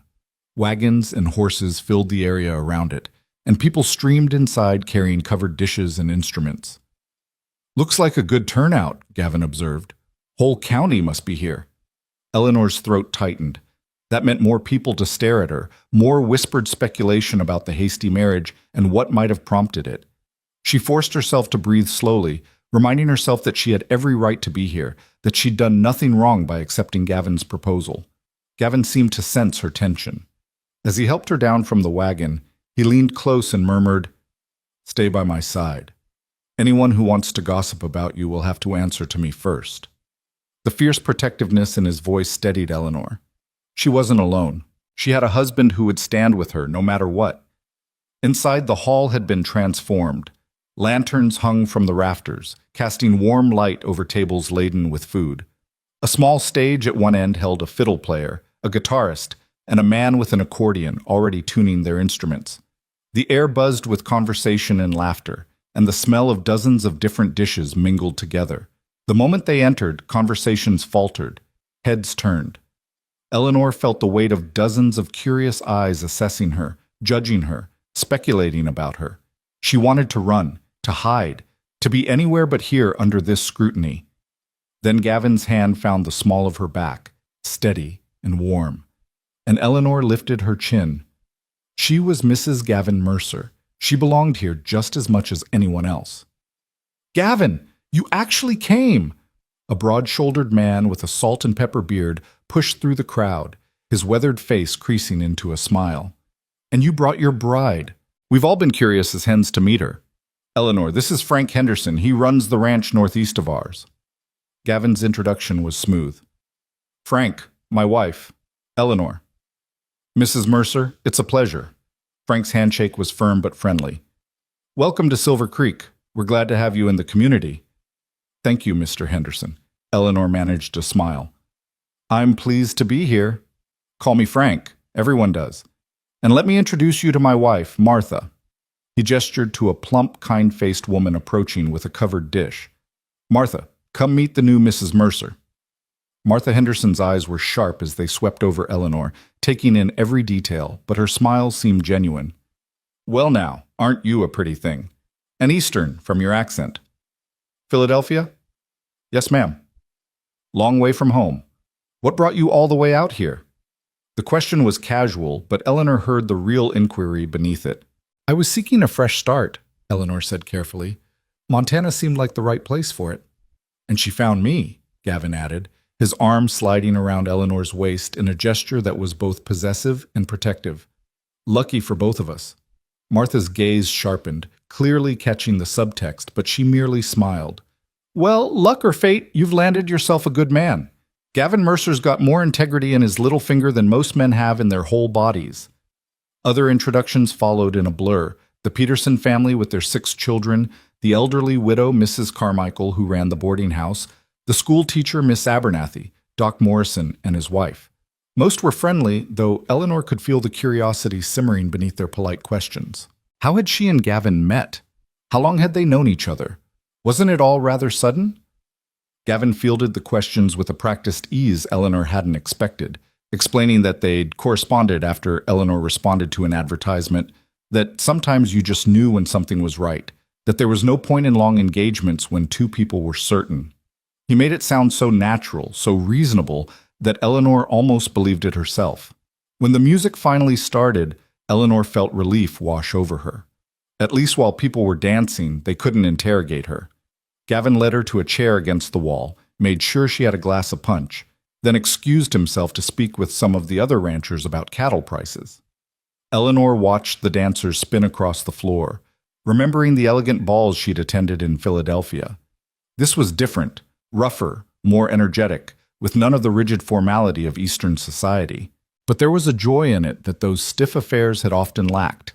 People were dancing because they wanted to, not because social obligation demanded it. You must be Eleanor.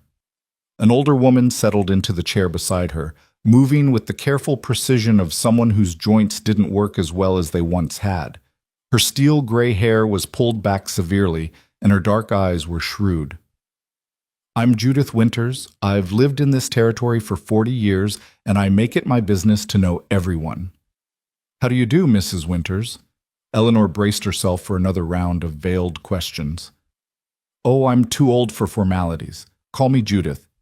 The woman's gaze was penetrating. I'll be direct, child, because I think you'd prefer it.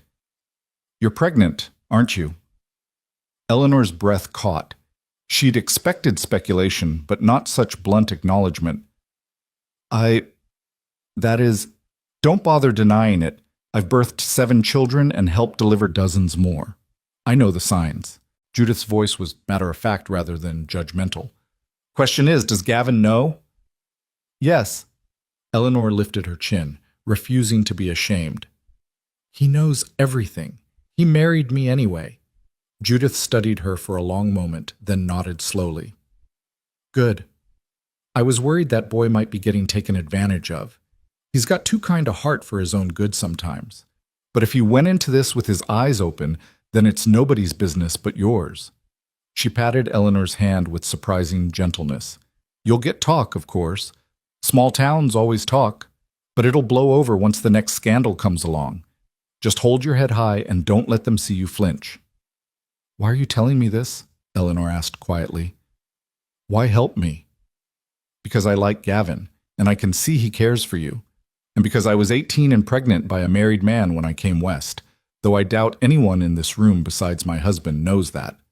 Judith's eyes held understanding born of experience. We all have our stories, child. Some of us are just better at hiding them. Welcome to Montana. It's not an easy life, but it's an honest one.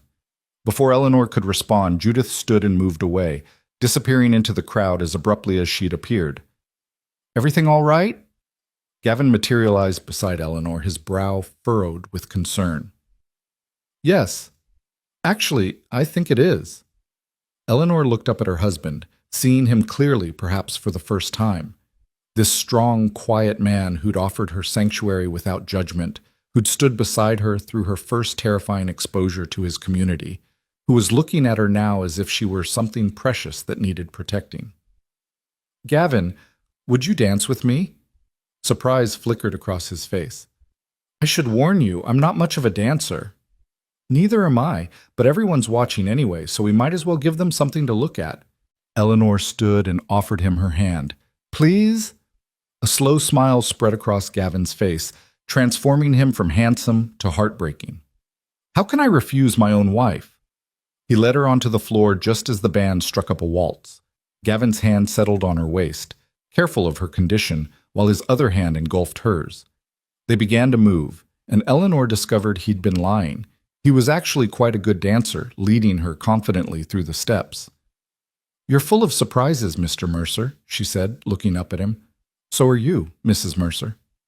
His blue eyes held hers, intense and searching. You're braver than you give yourself credit for. I don't feel brave.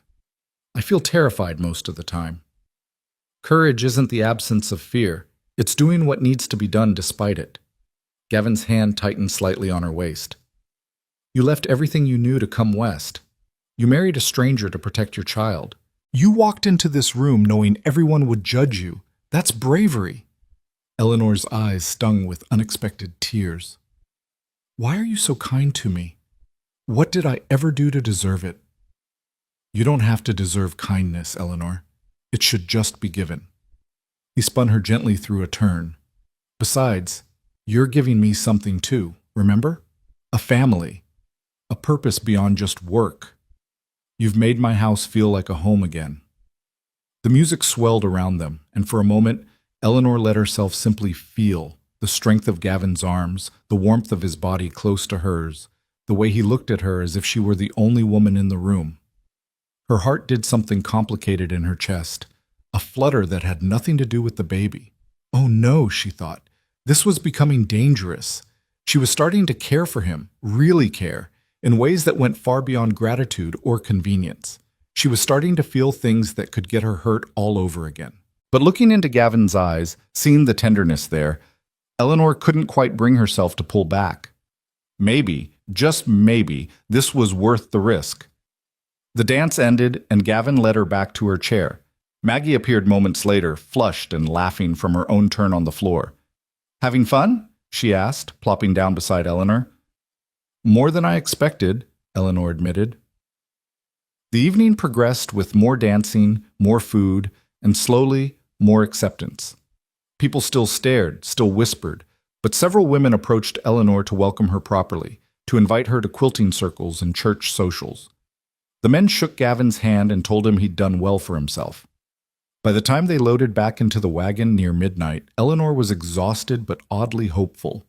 The ride home was quiet, Maggie dozing against Eleanor's shoulder while Gavin drove through the moonlit darkness. When they reached the ranch, he helped both women down and saw Maggie safely inside before turning back to Eleanor. Thank you, she said softly, for everything tonight, for standing by me. Always, Gavin replied. His hand came up to cup her cheek, his thumb brushing across her cheekbone with infinite gentleness. Eleanor, I need you to know something.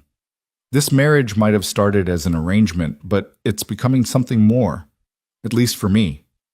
Eleanor's heart hammered against her ribs. Gavin, I'm not asking you to feel the same, he continued. I'm just telling you where I stand. I care about you, more each day. And when that baby comes, I'm going to love that child as mine, because they will be mine in every way that matters. Eleanor couldn't speak around the lump in her throat. Instead, she rose on her toes and pressed a kiss to his cheek, letting her lips linger against his skin for just a moment. Let's go inside, she whispered. It's cold out here. That night, lying in bed beside her husband, Eleanor allowed her hand to find his beneath the covers. Gavin's fingers intertwined with hers immediately, and they fell asleep that way, connected, committed, and beginning to hope for something neither of them had dared to imagine before. The weeks rushed past in a blur of preparation. Winter was coming in earnest now, with snow falling more frequently and temperatures dropping steadily. Gavin worked long hours getting the ranch ready, repairing buildings, moving cattle to winter pastures, stockpiling hay and firewood. Eleanor helped where she could, though her growing belly made some tasks increasingly difficult. She was 6 months along now, unmistakably pregnant, and the baby's movements had grown strong enough that sometimes Gavin could feel them through the blankets at night. Eleanor had caught him more than once with his hand resting protectively on her belly while he slept. As if even unconscious, he was determined to protect the child growing there. Maggie began teaching Eleanor to knit, and Eleanor threw herself into making tiny sweaters, booties, and blankets. Her stitches were uneven at first, but they improved with practice. Gavin brought home soft flannel from town, and Eleanor sewed little gowns with painstaking care. They were building a nursery without ever discussing it, all three of them working together to transform the empty room into a space ready to welcome new life. Gavin built a cradle from pine, sanding it smooth and carving a simple design of mountains along the sides. Maggie contributed a handmade quilt in cheerful yellows and greens. Eleanor made curtains for the window and painted a small chest for storing baby clothes. Should we pick out names? Maggie asked one evening as they sat together sewing. You're running out of time to decide. Eleanor glanced at Gavin, who looked up from his book. They hadn't discussed names yet. It felt almost too presumptuous, as if planning that far ahead might jinx everything. What do you think? She asked him softly. Gavin set down his book, considering. I always liked the name Hope for a girl.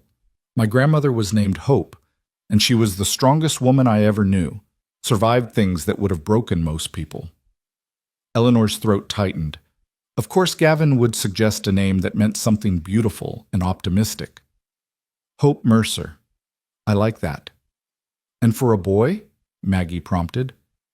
Samuel, Eleanor said without thinking. After my father. He wasn't perfect, but he loved me. He would have stood by me if he'd lived. Gavin nodded slowly. Samuel Hope Mercer or Hope Eleanor Mercer. Either one sounds right to me. The casual way he gave the baby his surname, claiming the child as his own without hesitation, made Eleanor's eyes sting. This man, this wonderful, impossible man, was giving her and her child everything without asking for anything in return. Except he had asked for something, Eleanor realized. He'd asked her to stay, to build a life with him, to let this arrangement become something real. And she was beginning to think she wanted that too. December arrived with a fierce snowstorm that kept them housebound for 3 days. The world outside became a white blur, and the temperature dropped so low that ice formed on the inside of the windows. Gavin kept the fires burning constantly, and they all slept in extra layers. On the third night of the storm, Eleanor woke to find Gavin already awake beside her, staring at the ceiling. Can't sleep? She whispered. Just thinking. He turned his head to look at her in the darkness. Storm like this, anything could happen. If you went into labor right now, we couldn't get to Doc Morrison, couldn't get help. Eleanor's hand moved instinctively to her belly. She hadn't let herself think about that possibility. I'm not due for 3 more months. I know, but babies don't always come when they're supposed to. Gavin rolled onto his side to face her. I want you to know. If something happens, if it comes down to choosing between you and the baby, I choose you, every time. Gavin, I mean it, Eleanor. His hand covered hers on her belly. I know you think this is all about the baby, about giving me a family, but it's not. It's about you. You matter. Your life matters. Promise me that if it comes to that, you'll let the doctor save you. Eleanor saw the fear in his eyes, the genuine terror that he might lose her, and she understood then, with sudden clarity, that what he'd said after the dance wasn't just kindness or obligation. He really did care for her, maybe even loved her.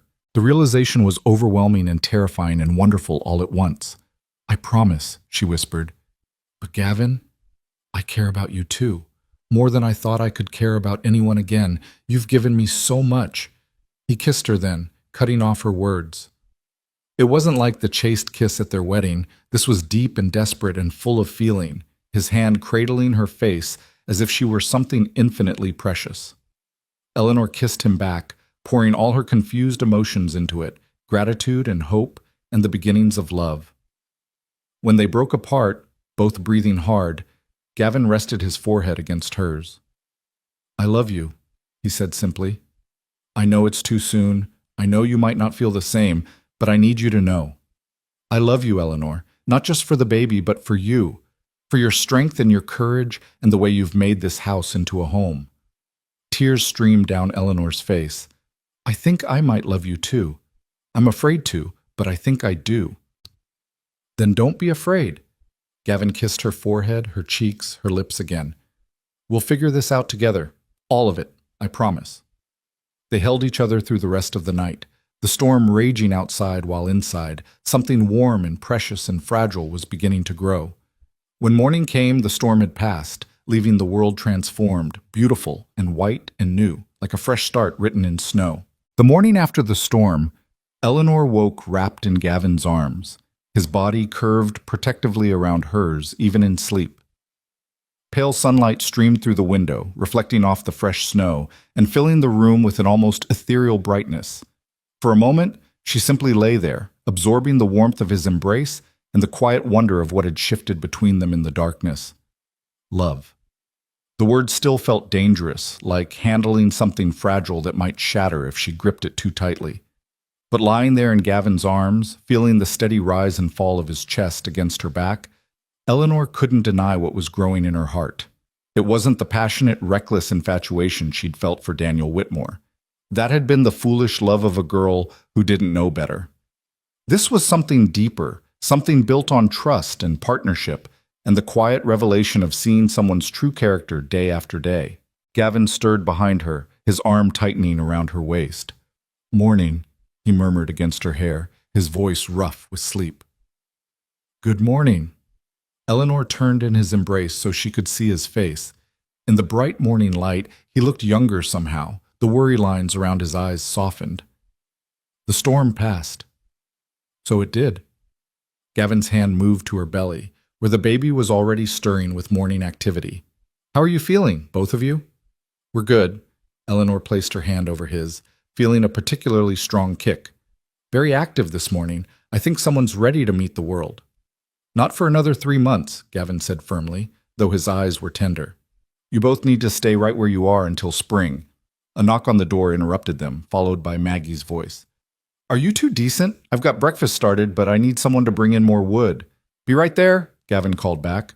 He pressed a quick kiss to Eleanor's forehead before reluctantly pulling away. "Duty calls, though I'd rather stay here all day." "Go." Eleanor smiled, shooing him toward the door. "We'll have other mornings." After he left, Eleanor dressed slowly, marveling at how difficult simple tasks were becoming. Her body felt foreign to her now, swollen and ungainly, though Gavin insisted she was beautiful.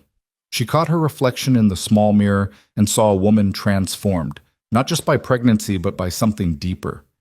The frightened girl who'd fled Philadelphia was gone, replaced by someone stronger, someone who'd learned to hope again. Downstairs, Maggie had prepared a feast.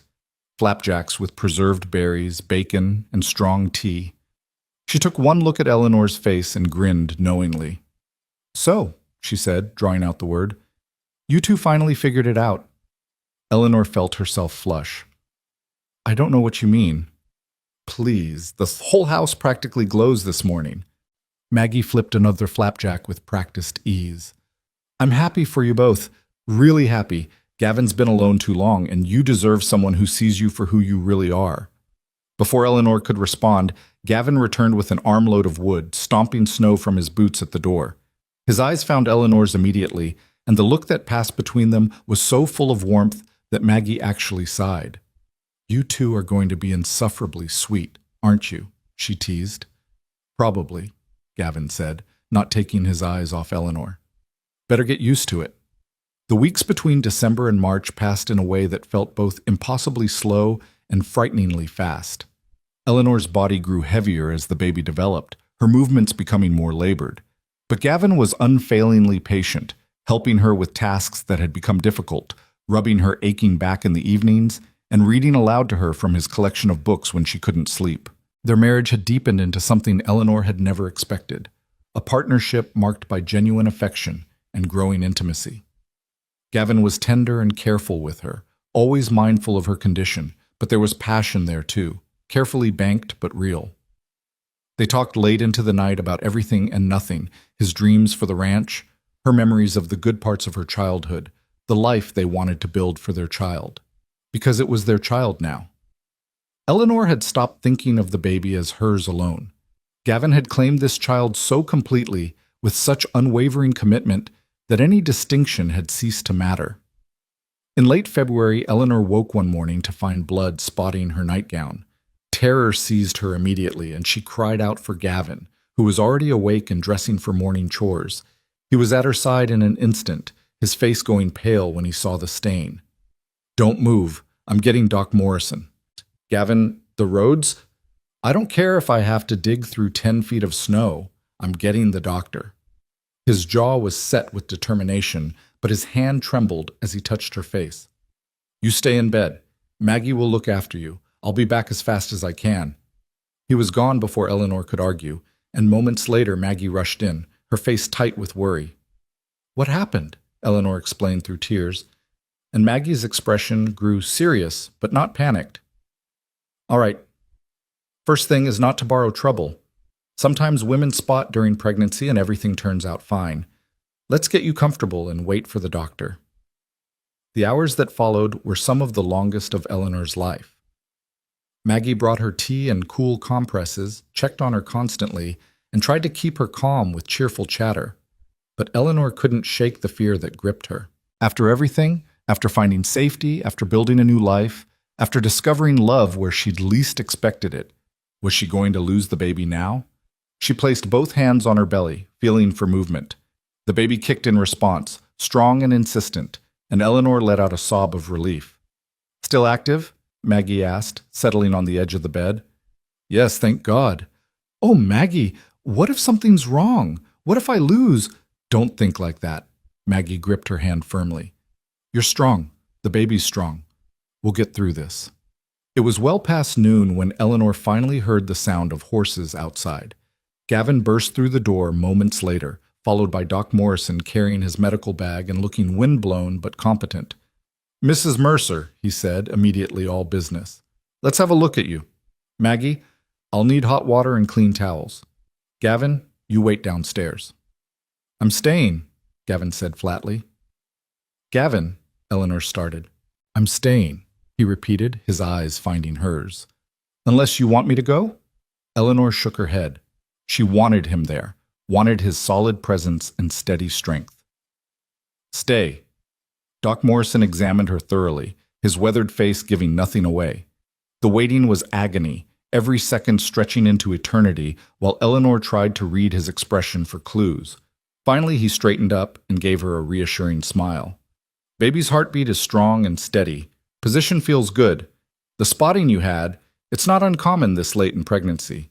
Sometimes the cervix becomes irritated or a small blood vessel breaks. Doesn't necessarily mean anything's wrong." Eleanor felt dizzy with relief. "The baby's all right?" "From what I can tell, yes. But I want you on complete bed rest for at least a week, maybe 2. No lifting, no housework, minimal walking. Let that baby settle and give your body a chance to stabilize." He looked at Gavin. "Can you manage that?" "Whatever she needs."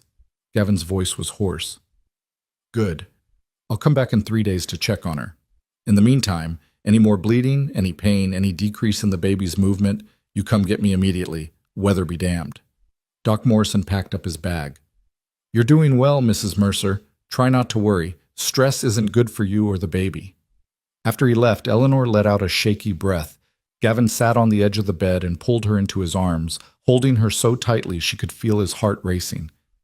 "I was so scared," he whispered into her hair. "Riding into town, I kept thinking about what I'd do if I lost you. And Eleanor, I can't. I'm here. We're both here." Eleanor held him just as tightly. "I'm not going anywhere, Gavin. I promise." He pulled back to look at her, his blue eyes suspiciously bright. "I rode like a madman through 2 feet of snow to get the doctor. Pretty sure I scared poor Doc Morrison half to death when I pounded on his door." "My hero," Eleanor said softly, meaning it with her whole heart. The enforced bed rest was maddening.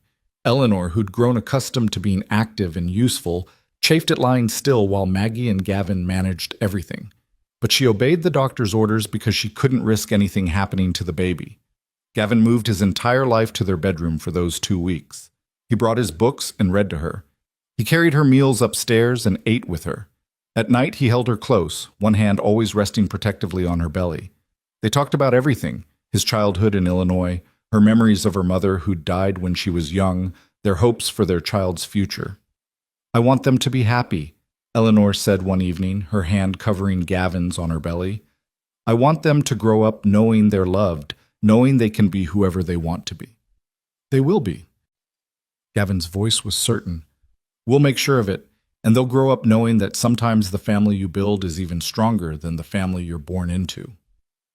When Doc Morrison finally cleared Eleanor for gentle activity, she was nearly 8 months pregnant and enormous. Moving around required effort, and she tired easily, but the baby remained active and healthy. The nursery was complete now, waiting only for its occupant. Everything was ready, except Eleanor, who found herself increasingly anxious as her due date approached.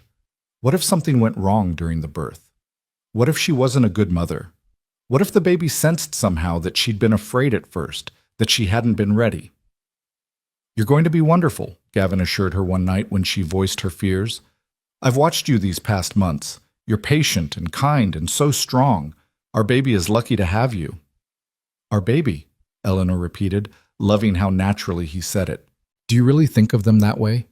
As truly yours?" Gavin's hand splayed across her belly, his expression fierce. "Eleanor, I felt this baby kick for the first time.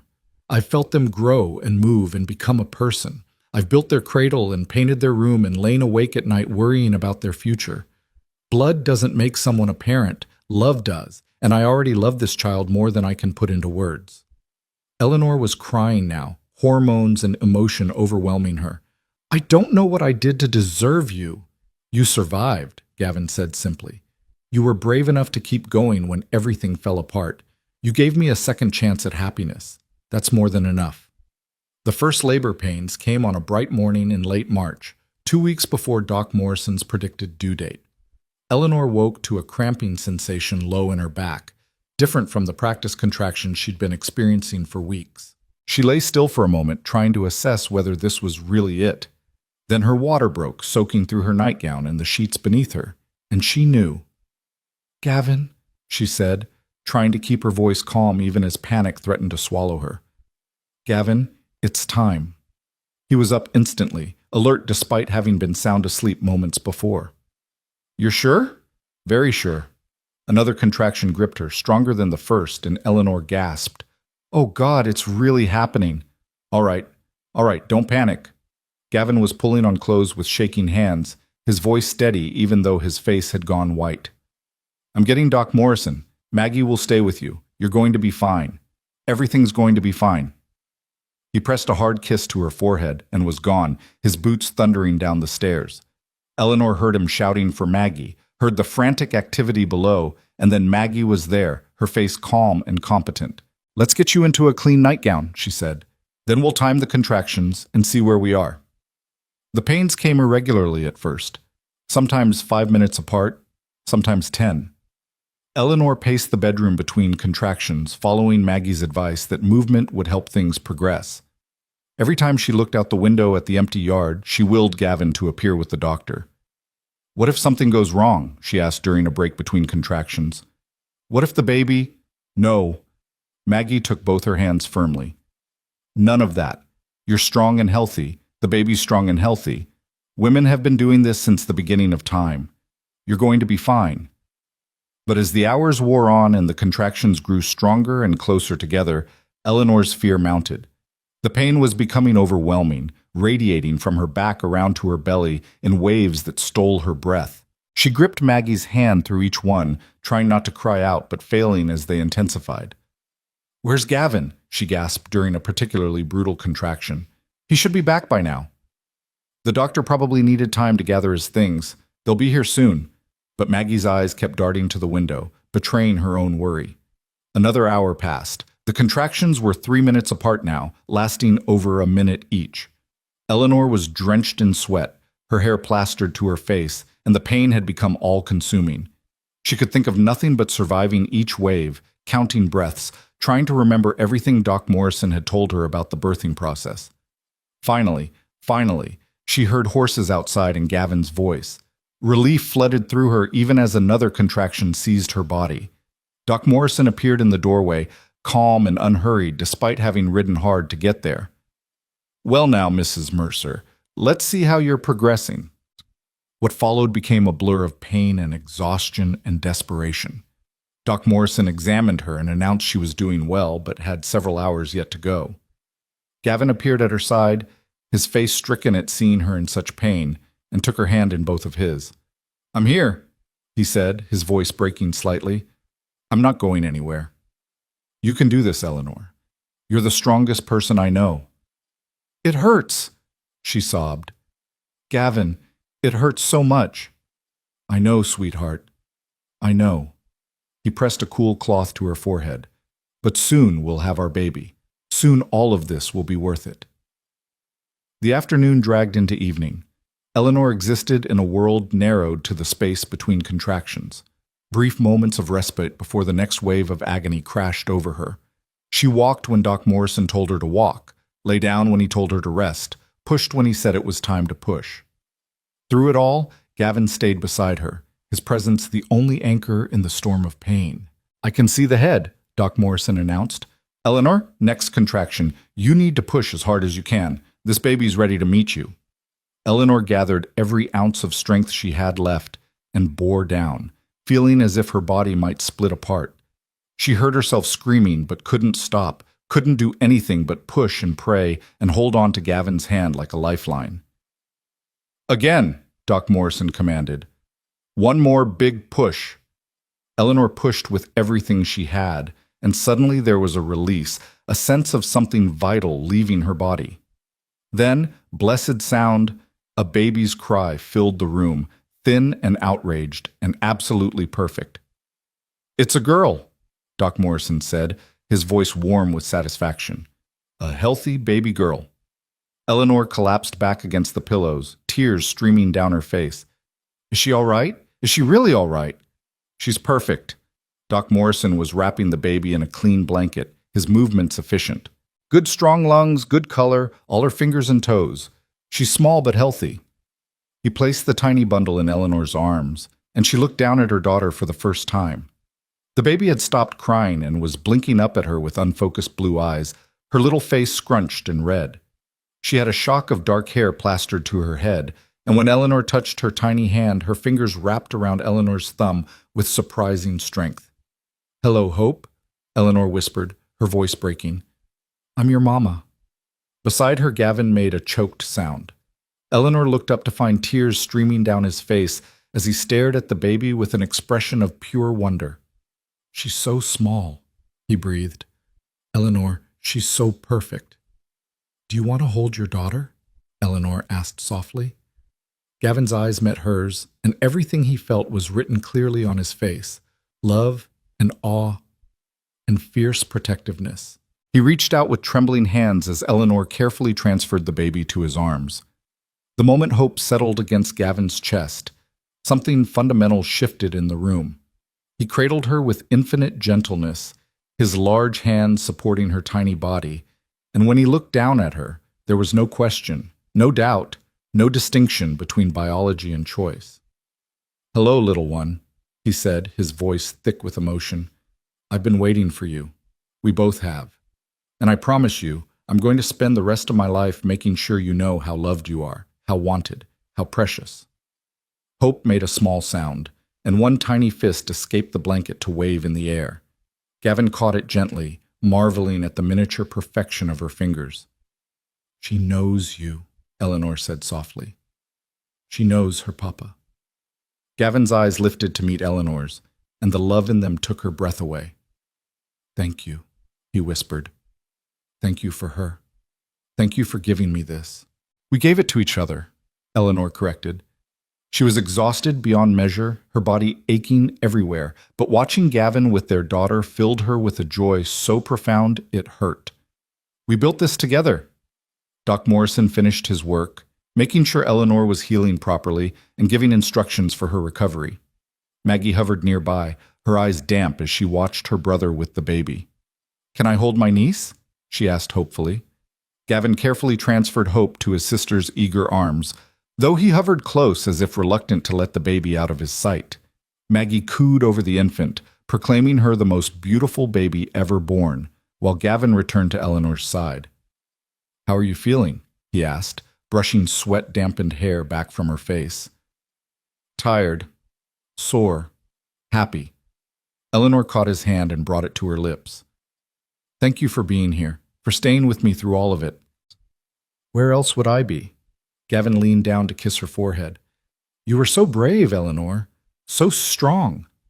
I've never been more in awe of anyone in my life." "I couldn't have done it without you." "Yes, you could have." His eyes were serious. "But I'm grateful you didn't have to. I'm grateful for all of this, for you, for Hope, for the family we've made together." Doc Morrison packed up his instruments and gave final instructions. "Mrs. Mercer needs rest and good food to rebuild her strength. The baby should nurse every few hours. Maggie can help if you have trouble.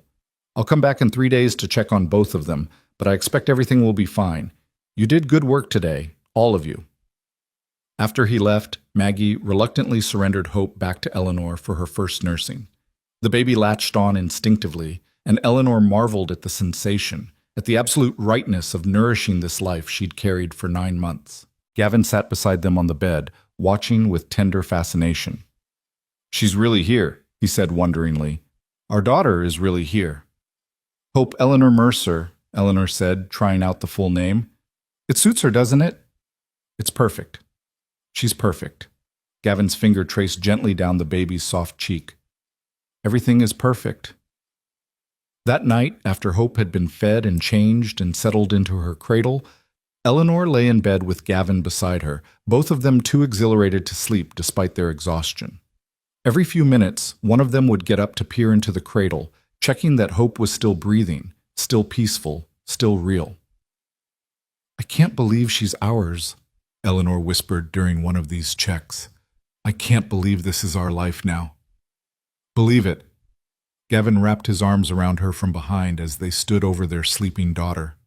"Eleanor Hayes, who was. Eleanor Mercer, who is. You boarded a train carrying a secret and a prayer. You thought you were coming west to one future, but you found a different one entirely." "A better one," Eleanor said with certainty. She turned in his embrace to face him. "I thought my life was over when Daniel abandoned me. I thought I'd destroyed any chance at happiness, but I was wrong. I just had to travel 2,000 miles to find where I actually belonged." "With me," Gavin said, though there was a question in it. "With you," Eleanor confirmed. "With our daughter. With our family." She reached up to cup his face. "I love you, Gavin Mercer, not because you saved me, not because you gave me a home, but because of who you are. Because you saw me at my lowest and chose to lift me up. Because you claimed a child that wasn't yours by blood and loved her anyway. Because you're good and kind and the finest man I've ever known." Gavin kissed her then, soft and reverent, pouring all his love into it. When they broke apart, his forehead rested against hers. "I loved you before Hope was even born," he confessed. "The moment I saw you on that train platform, looking lost and scared and so damn brave, something in me recognized something in you, like my soul had been waiting for yours." "That's dangerously romantic for a practical man," Eleanor teased gently. "You bring out the romantic in me." He kissed her again. "Come on, let's get some sleep while we can. Something tells me our daughter has plans to keep us very busy." He was right. Hope proved to be a demanding but otherwise easy baby, waking every few hours to nurse but settling back to sleep quickly. Eleanor and Gavin took turns rising with her at night, though more often than not they both woke, neither wanting to miss a moment of their daughter's first days. The ranch work didn't stop for new parenthood. Gavin still had cattle to tend and fences to mend, but he arranged his schedule so he was never gone long. He came home for lunch every day just to hold Hope for a few minutes, his face transforming with joy every time she wrapped her tiny fingers around his. Neighbors came to visit, bearing gifts and congratulations. Martha Henderson brought a stack of baby quilts. Judith Winters arrived with jars of preserved fruit and a knowing smile. Even Reverend and Mrs. Fletcher made the trip from town, pronouncing Hope a blessing and offering their support.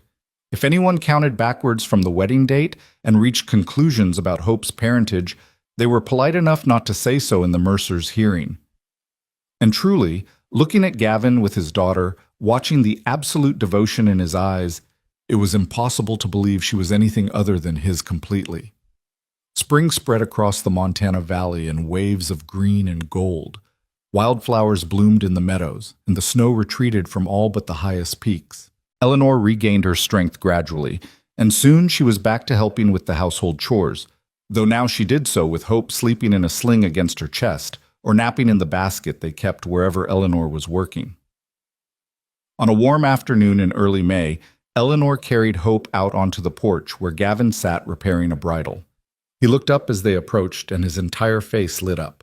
The expression Eleanor had come to think of as his Hope smile, reserved exclusively for moments with his daughter.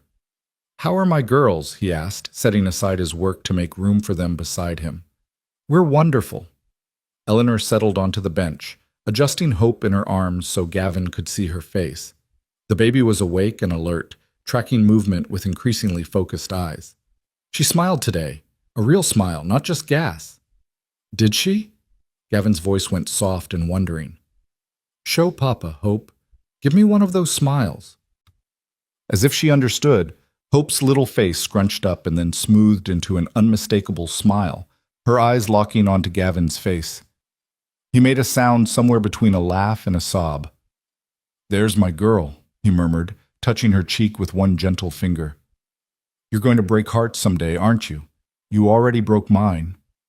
Eleanor watched them together, her heart so full it felt like it might burst. This was everything she'd never known she needed. Not wealth or social standing or the approval of society, just this, a good man, a precious child, and a home built on honesty and love. Gavin, she said softly, do you remember what you told me on our wedding night? About how you couldn't give me children? He looked at her, confusion flickering across his face. Of course. Well, you were wrong, Eleanor smiled at his bewilderment. You gave me hope. You gave me a family. You gave me a future I didn't think I could have. That's everything, Gavin. That's more than enough. Understanding dawned in his eyes, followed by tears. Eleanor, I know we said this was practical. I know we agreed it was just an arrangement. Eleanor shifted Hope to one arm so she could take Gavin's hand with the other. But somewhere along the way, you became my best friend.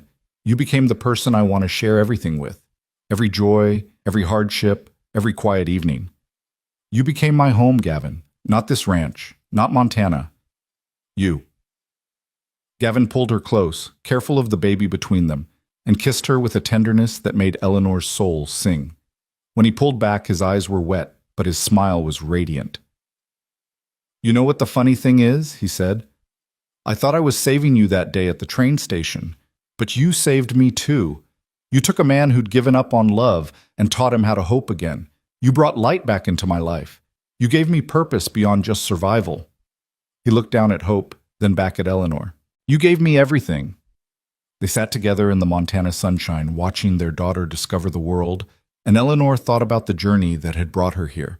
She'd left Philadelphia in disgrace, carrying shame and fear and a desperate hope for survival. She'd buried one dream at a stranger's grave and married another stranger out of desperation. But that desperation had led her to love. That fear had led her to courage. That shame had been washed away by acceptance and grace. Do you ever regret it? Gavin asked suddenly, as if reading her thoughts. Coming west? Marrying me? Eleanor thought about Daniel Whitmore and the life she'd thought she wanted. She thought about Philadelphia society and the expectations that had nearly crushed her. She thought about the girl she'd been, so young and naive and unprepared for how cruel the world could be. Then she looked at the man beside her, strong and honest and endlessly patient, and at the baby in her arms, the daughter she'd been afraid to want but now couldn't imagine living without. She thought about Maggie's friendship and Judith Winters' hard-won wisdom and the community that had welcomed her despite knowing her story. She thought about the mountains that watched over their valley and the wide Montana sky that promised endless possibilities. Not for a single second, Eleanor said with absolute certainty. This is where I was always meant to be. With you. With hope. This is home. Gavin kissed her forehead, her temple, her lips. Thank God you got on that train, he whispered. Thank God you were there when I got off it, Eleanor replied. Hope made a small sound, drawing both their attention. Her blue eyes, Gavin's eyes now, though Eleanor knew they might darken as she grew, blinked solemnly at her parents.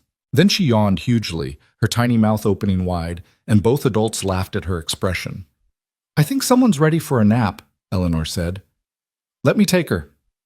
Gavin reached for his daughter, cradling her against his chest with practiced ease. You rest for a while. You've been on your feet all day. Eleanor watched as he stood and began to walk slowly along the porch, swaying slightly, humming a wordless tune that made Hope's eyes drift closed. This man, her husband, her partner, her love, had taken on a child who wasn't his by blood and loved her as fiercely as any father could. He'd taken on a frightened, desperate woman and seen her potential instead of her mistakes. That evening, after Hope was asleep in her cradle and Maggie had retired to her room, Eleanor and Gavin sat together by the fire. The spring air was still cool after sunset, and the warmth was welcome. Eleanor curled against Gavin's side, his arm around her shoulders, and thought about the year that had passed since she'd left Philadelphia. "You know what day it is?" she asked quietly. "May 15th. Why?" "It was May 15th when I wrote to Henry Callahan accepting his proposal. 1 year ago today, I set in motion everything that led me here." Eleanor tilted her head to look at Gavin. "I wrote that letter thinking I was choosing survival. I had no idea I was actually choosing happiness."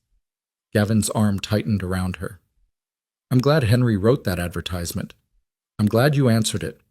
I'm even glad, as terrible as it was, that he died before you arrived." He paused, seeming to struggle with the words. "Because if he hadn't, I never would have met you. You would have married him, and I'd still be alone. And Hope would have grown up with a different father, and I can't imagine that world anymore. I don't want to." "Neither do I." Eleanor thought about Henry Callahan sometimes, the man she'd never met who'd inadvertently given her this life. "I hope he's at peace. I hope he knows that even though we never married, his kindness still saved me. It brought me to you." "We should take Hope to visit his grave someday," Gavin said thoughtfully. "When she's older. Tell her about the man who started this all, even if he never knew what he'd begun." Eleanor nodded, touched by his thoughtfulness. "I'd like that."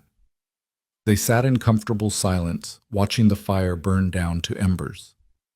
In the quiet, Eleanor could hear Hope's soft breathing from the cradle near their bedroom, the gentle sound of her daughter sleeping peacefully.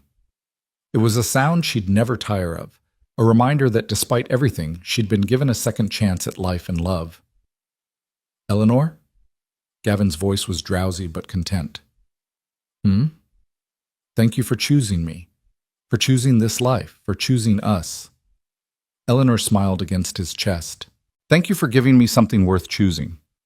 Outside, the Montana night settled over their valley, stars emerging one by one in the vast darkness.